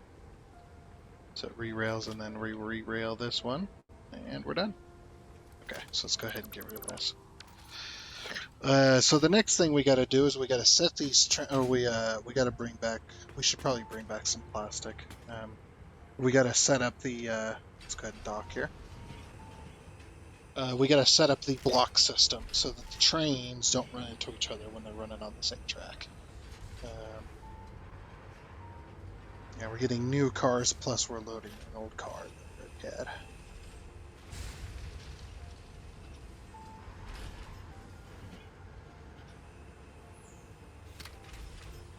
Okay, but yeah, we gotta set up a block system, so let's go ahead and go forward. And we're gonna drive the route manually with the train. And we're gonna set up and I'll show you how to set up block system with a certain train. Now, if you know your train's length, which ours is 5 car, then you take a 5 car train down your route before you let the trains have at it with automatic mode and get this all set up. It does take a little bit to do, but it is very nice to be able to do something. So now that my train is completely passed, my train is completely passed. Why is this all screwed up? This shouldn't be. What's wrong with this? What's wrong with you? Signal has missing connections. What? Let's reconnect that.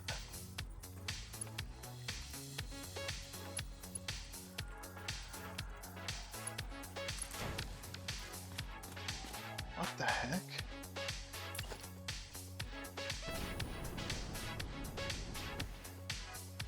Something bugged out, I think, is what happened. Well, also, first of all, or next of all, we should have a... completely forgot about this way, so we should have a pass signal there, and a block signal on this side of it. Actually, no, that doesn't matter. I wanted to make this a full system, right? Okay. So what is going on here? Okay, so that's blocked off. I think I just need to replace the path signals, I think. There's a bug somewhere in my system here.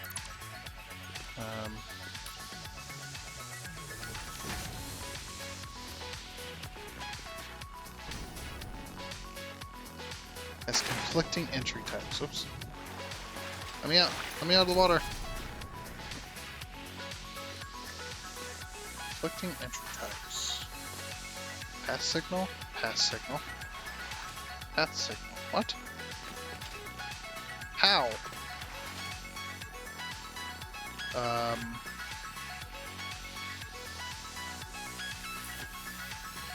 It shouldn't.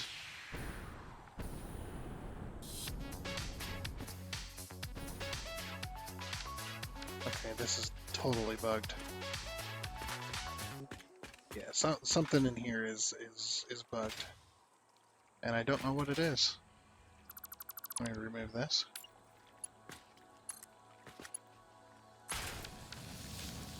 Okay.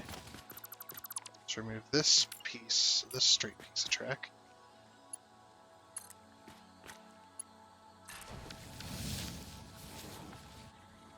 Okay. Wait, that one fixes it? What?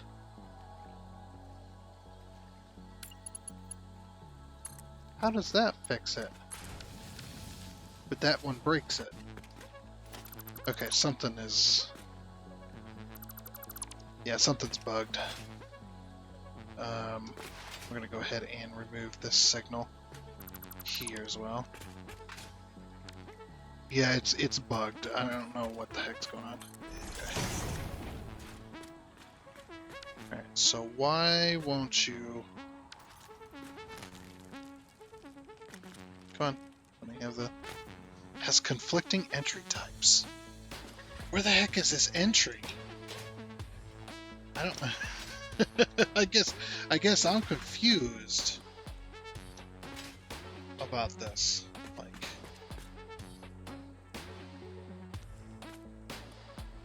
it's weird because I removed this connection and it fixes it. What is going on? Right, let me see if I reconnect this. Yeah, that breaks it again.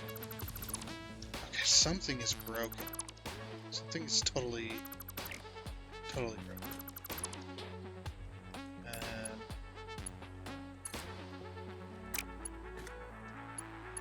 Grab this.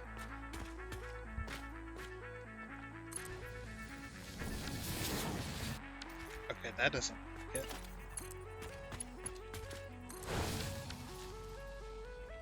That's fine. Yeah, sometimes you just have to play around with it. I don't understand why it's bugged. Okay, now it's bugged.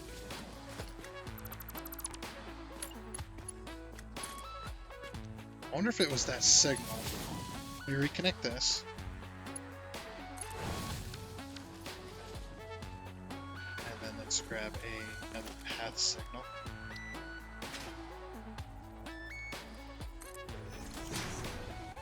There we go. Okay, now the bug is fixed. Alright.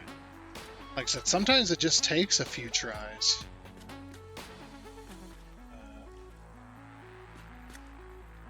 Want a path signal here, please. There we go. Now we're good. I think the signal that was there was bugged, I think is what it was. I think it was just a complete bug of that one signal. Like it was like the signal was there and built, but if for some reason it was no longer attached to the actual rail. So what it was saying was it had conflicting entry types because it was counting these two rails past this signal here. It's counting this rail and this rail. All the way back to the other side and back this way, it was counting that as all one big block. So, okay, no, we're good now. Don't worry about that one signal that's flashing there, or this one. It's just because the block doesn't have an exit. So it's just complaining that the block has no exit. So, but we're about to give this block an exit. The trains will function just fine. So, now that we've got this train past this block, what we're going to do, we're going to go to a block signal, and we're going to go to the closest connection point that we made. Bang. So now, oh, that block is also broken. That block signal there, you can see it's flashing. Even though we currently have a block here. So I think what happened was when I was rebuilding this, I screwed something. There. Yeah, see, now it's working. And when a train is in the block, now we've got a red signal. Because it's a train sitting here. Ah! We have autosave lag. But basically what we do, we hop in the train. And we mosey on along. Why is this blue? Something's wrong with this blue, you know what I mean? Blue doesn't fit like it fits. Just basically try and get our train past the other block signal. Roughly within the area.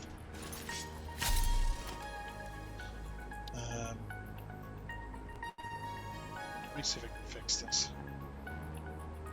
Or see if it's the same color. So this is what we selected before for plastic.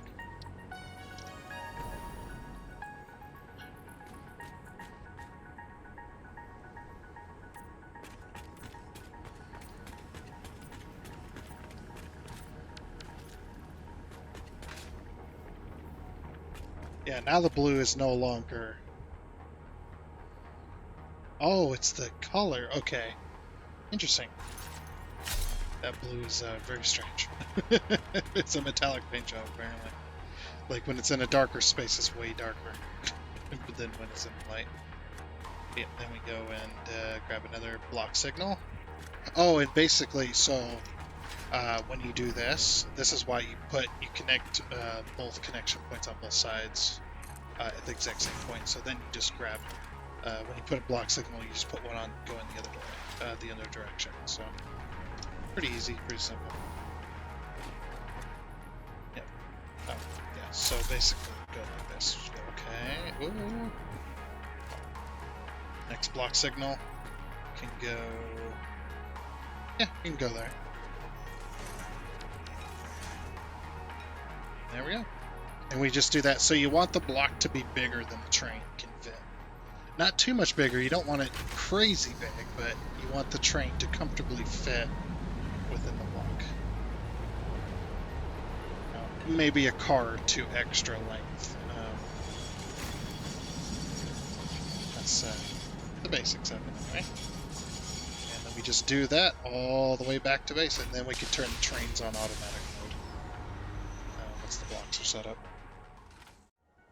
Alrighty, so now that we've got that little piece of section, part of this whole build anyway. Sorry, I've lost my damn mind. That does take a while to, especially when you have to do a long route. It's just like, ugh. Oh, and by the way, this is why you don't put signals on hills, because if a train has to stop on a hill, it does take all of its power to get going again, especially if it's loaded. So, but yeah, we'll go ahead and go over here. We're going to drop off our plastic, and then we're going to take this train all the way over into the rubber. We're going to set this to go. I'll show you how to set those up. So, go further. Just a wee bit further. Have to dock. Oh, oops. Okay, I'll fix that right now. So I forgot to switch these. So there's a little switch at the bottom of these that you want to, you want to switch each one of these to unload. So we'll switch. Yeah, we got 10 of them to switch here because we got 2 trains. Something I completely forgot to set. It'd be nice if I could just double click, drag the damn switch over, but well, usually it's not a problem. But when you're playing on Boosteroid, the cursor tends to move when you go to click the drag stuff. Sometimes it's just like, but that's probably just browser type. Okay. So I gotta set these to unload so that they actually unload. There we go. And now we can press F. There she goes. So it's going to take our entire cars. Our train is going to be completely empty.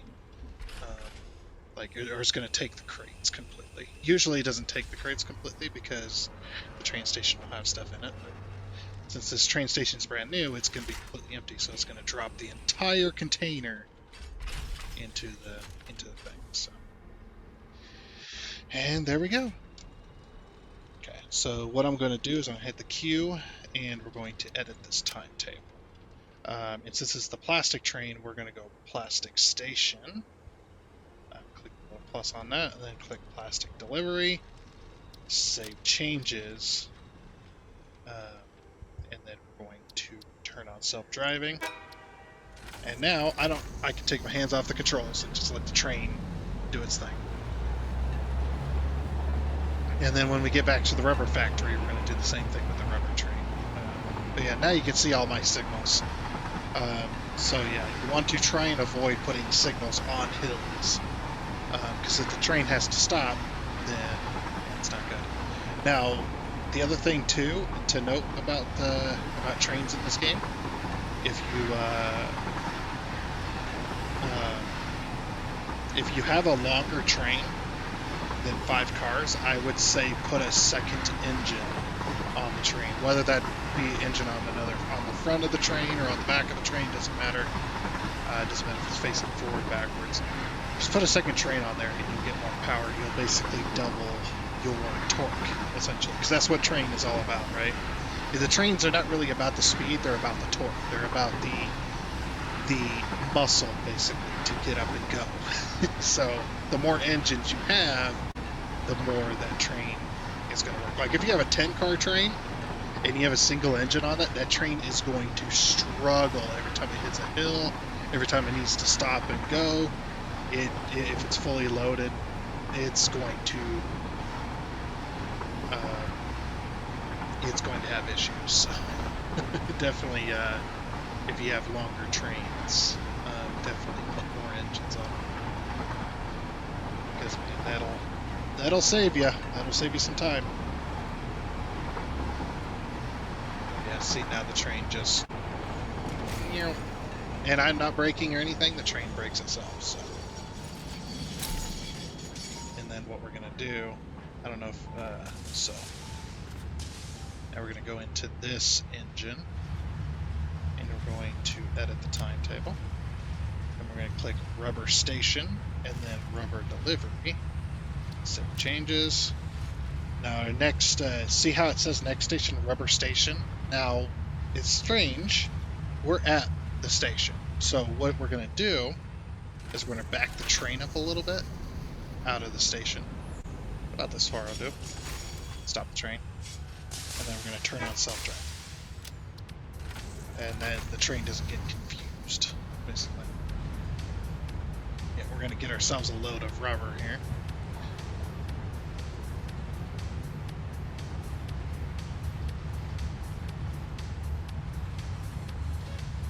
Come on.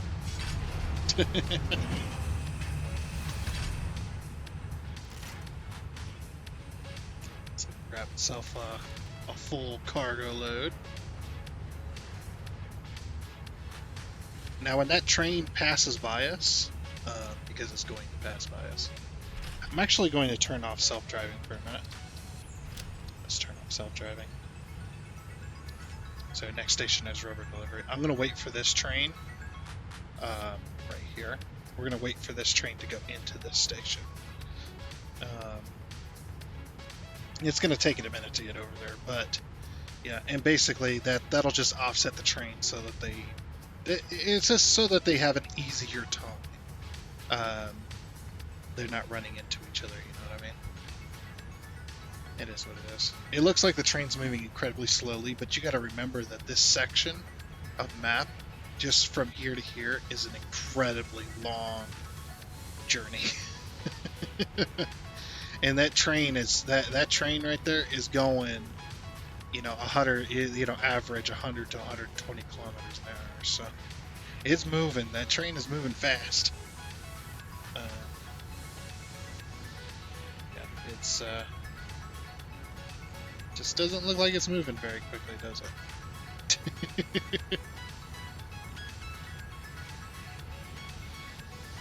Yeah, so there she goes, and as soon as that train starts to move again, then we're going to turn on self-driving.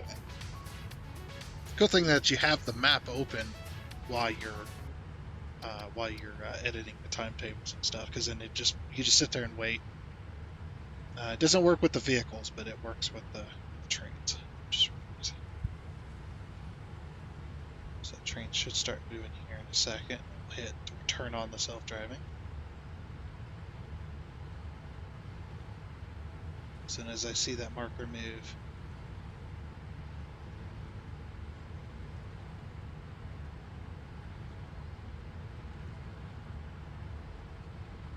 There she goes. Alright, so now the trains are kind of offset, but they're on a system now that even if they were to try and preserve the same intersection with the path signals and stuff set up, that's never going to happen, and no issues would ever come of it. But yeah, look at us go.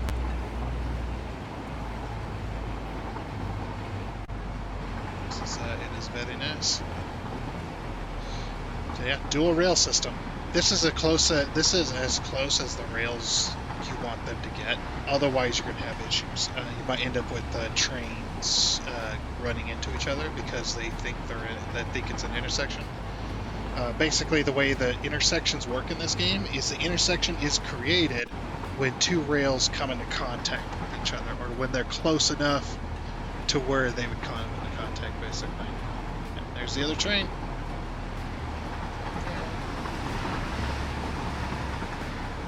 Yeah, see how that train had cars on it as we passed by? That was because the train station was already full.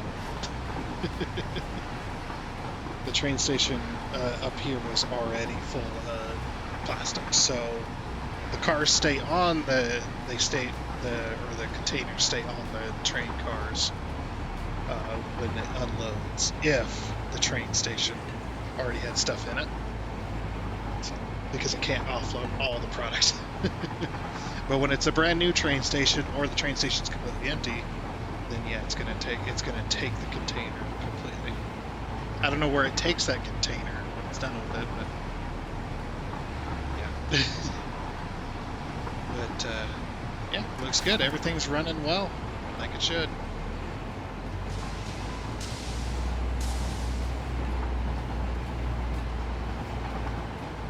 It's gonna switch the track. Yeah, the train does it all on its own. It'll just switch the track, which is nice.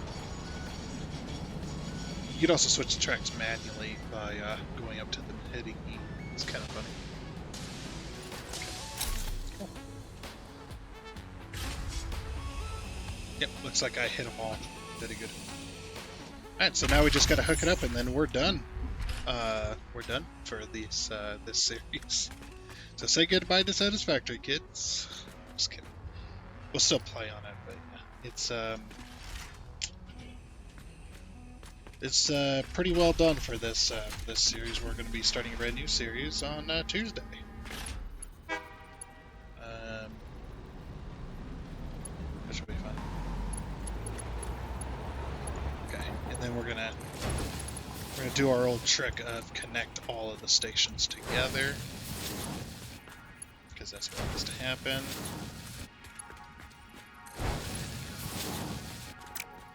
And what I'm probably gonna do, it actually might be better. Let's see, where's my rubber input? I don't remember where it's at.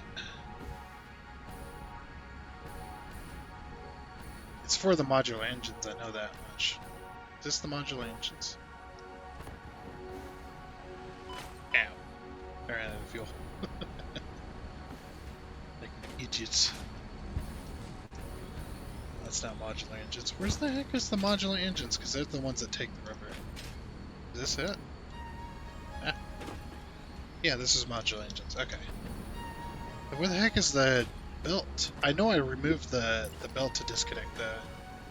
Did it just remove the entire thing? I guess it did. We'll connect this belt. Why not?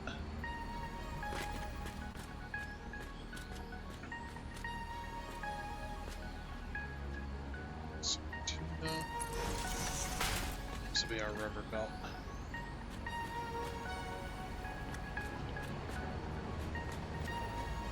And then we want... Okay, I'm going to remove this foundation. We'll go underneath with the belt. That'll just make things easy.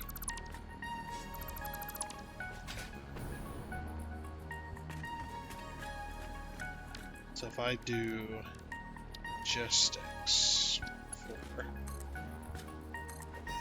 just do that. Where is that? Okay, it's left, or it's to the one side of the center.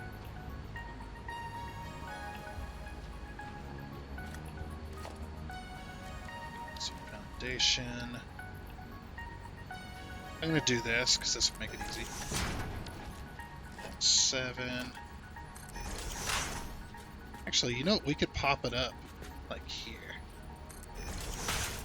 Oh wait, that's not a. Hold on. Okay, remove this. There we go. at 7. It's like, yeah, this would just make it a little easier to connect. And then 4. Is it 4? There we go. And then move this.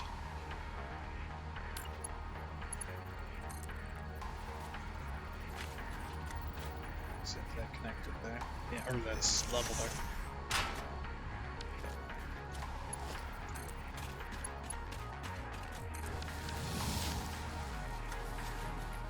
I don't think that was quite level, but it doesn't matter. Because I gotta remove this. I'm just gonna bury it. Just bury it. Burr.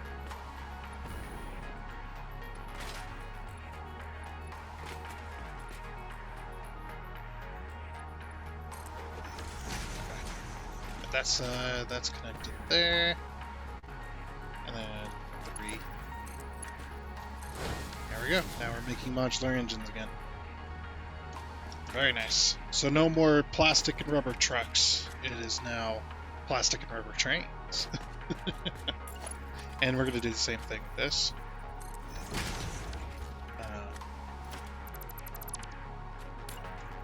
As well. And our plastic is right there.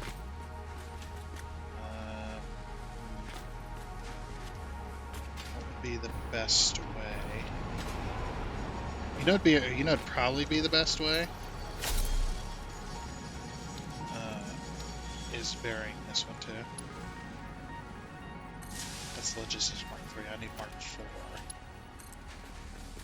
That'd probably be the best way. Would be to bury this. I don't know if we really need to.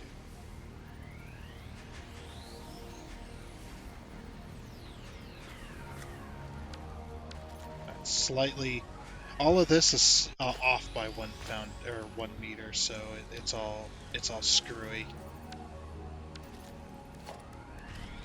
So what I'll do in that case, let's do this, and we'll do a 6.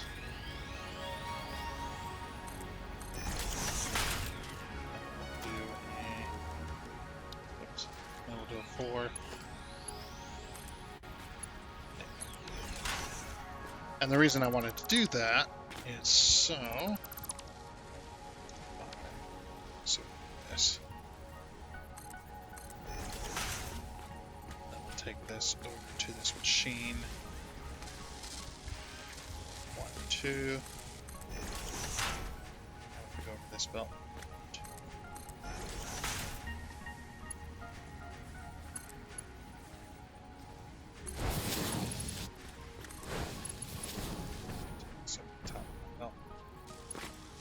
We gotta take it around the machine.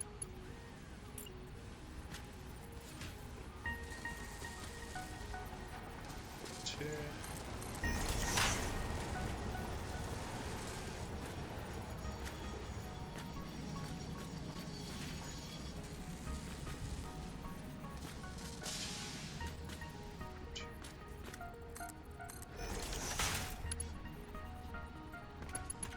Take that way with it. That way with it. Okay. We need to go all the way this way.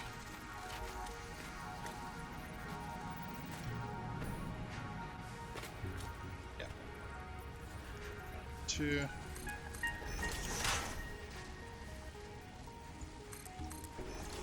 think that's lined up with that. It looks like this. Okay, now 3. Across there. Go across there. Then we're gonna go 4. I'm just gonna do that. And we'll do texture. Grab ourselves a small concrete pillar.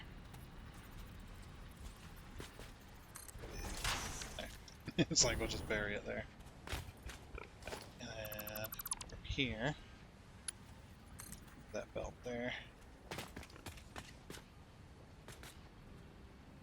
Oh, did I not? I didn't connect to the right one. Oops. I thought that was weird. Like, What the heck? It's like, connect to the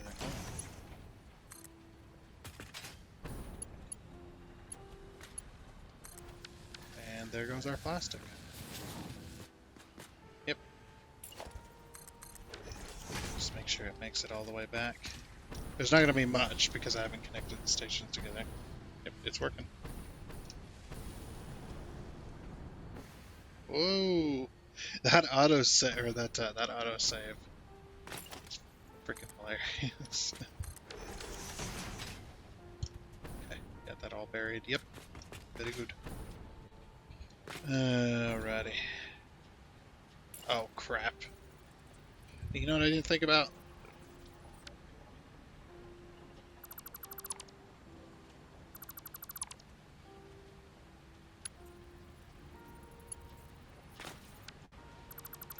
Yeah, I didn't think about that.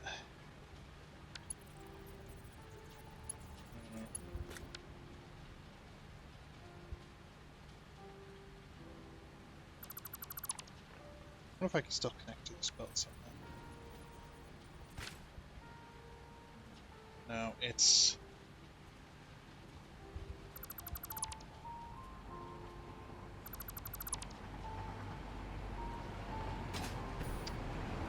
Yeah, ooh, getting hit by a train.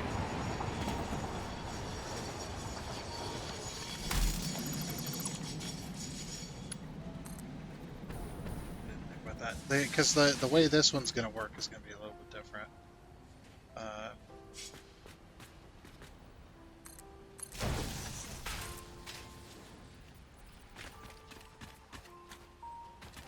So what we're going to do... Let's do that. Yep.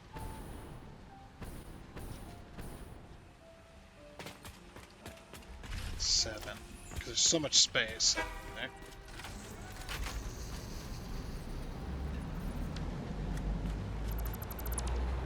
Let's see, where did I put the belt? Right there. Okay, well, that will help me.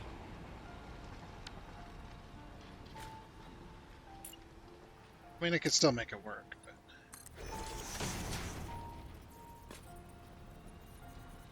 Actually, yeah, I might be able to make this work still.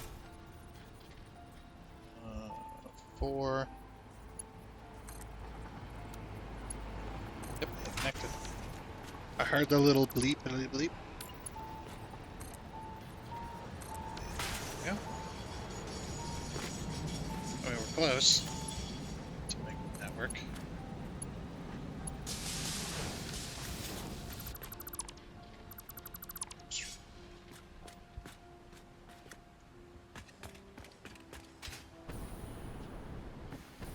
There we go.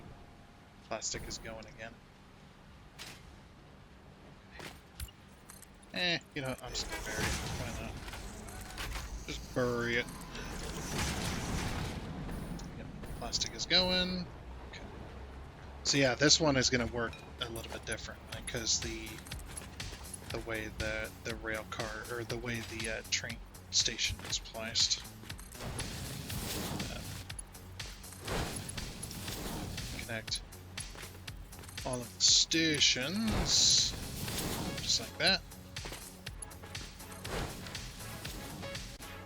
Okay. So now all the plastic's going to the front of the train on this end from each of the different stations. But there we go. Those are now all connected up and everything's working as it should. So we now got rubber and plastic going. Good. Which is going to get circuit boards going again. We did not run out of circuit boards though, so that's good. So other than computers was the one we would have ran out of. Whoops. Yeah, we were running very low on computers. But yeah, doesn't matter, because that is going to be it for this episode of Satisfactory. I did not just forget what game I'm playing. No, it didn't happen. What are you talking about? No, that is going to be it for this episode of Satisfactory, and the last episode for this save. So just as a quick little reminder, before you go, if you'd like to get a subscription to Boosteroid, there's a link down in the description below. And if you decide to use that link, I do thank you because you do help the channel. But just as a quick little explanation again, that Satisfactory on Boosteroid is going to continue. It's just going to continue on a new save because September 10th, Satisfactory 1.0 comes out, and I'm going to be starting a brand new game of Satisfactory because we're pretty much going to have to anyway. I mean, we don't necessarily have to, but it's better to start a brand new game on 1.0 rather than trying to carry the game over. But yeah, we're going to be starting a brand new game on the main series on my channel, and that's going to spill over into the Boosteroid content. I'm just going to continue that save that I start on my main channel. I'm just going to continue that save of Satisfactory over into the Boosteroid episodes that we do on here, and then we'll just keep carrying it over. So. And it's going to, don't worry, it's going to be a mod-free save, so it's not anything crazy. But yeah, that'll be my main series, and we'll play it on Boosteroid as well. And when we get too crazy, where our normal PC won't be able to handle it, maybe we'll play it all on Boosteroid. I mean, that is a possibility that could happen. But again, like I said, that is going to be it for this episode of Satisfactory on Satisfactory being played on the Boosteroid Cloud Gaming Service. Yeah, I do hope you enjoy. Oh, and before you go, I would like to give a huge shout out and thank you to all of the investors you can see here. Seriously, thank you. You guys are awesome. It is much appreciated. And until next time, I guess it's a goodbye.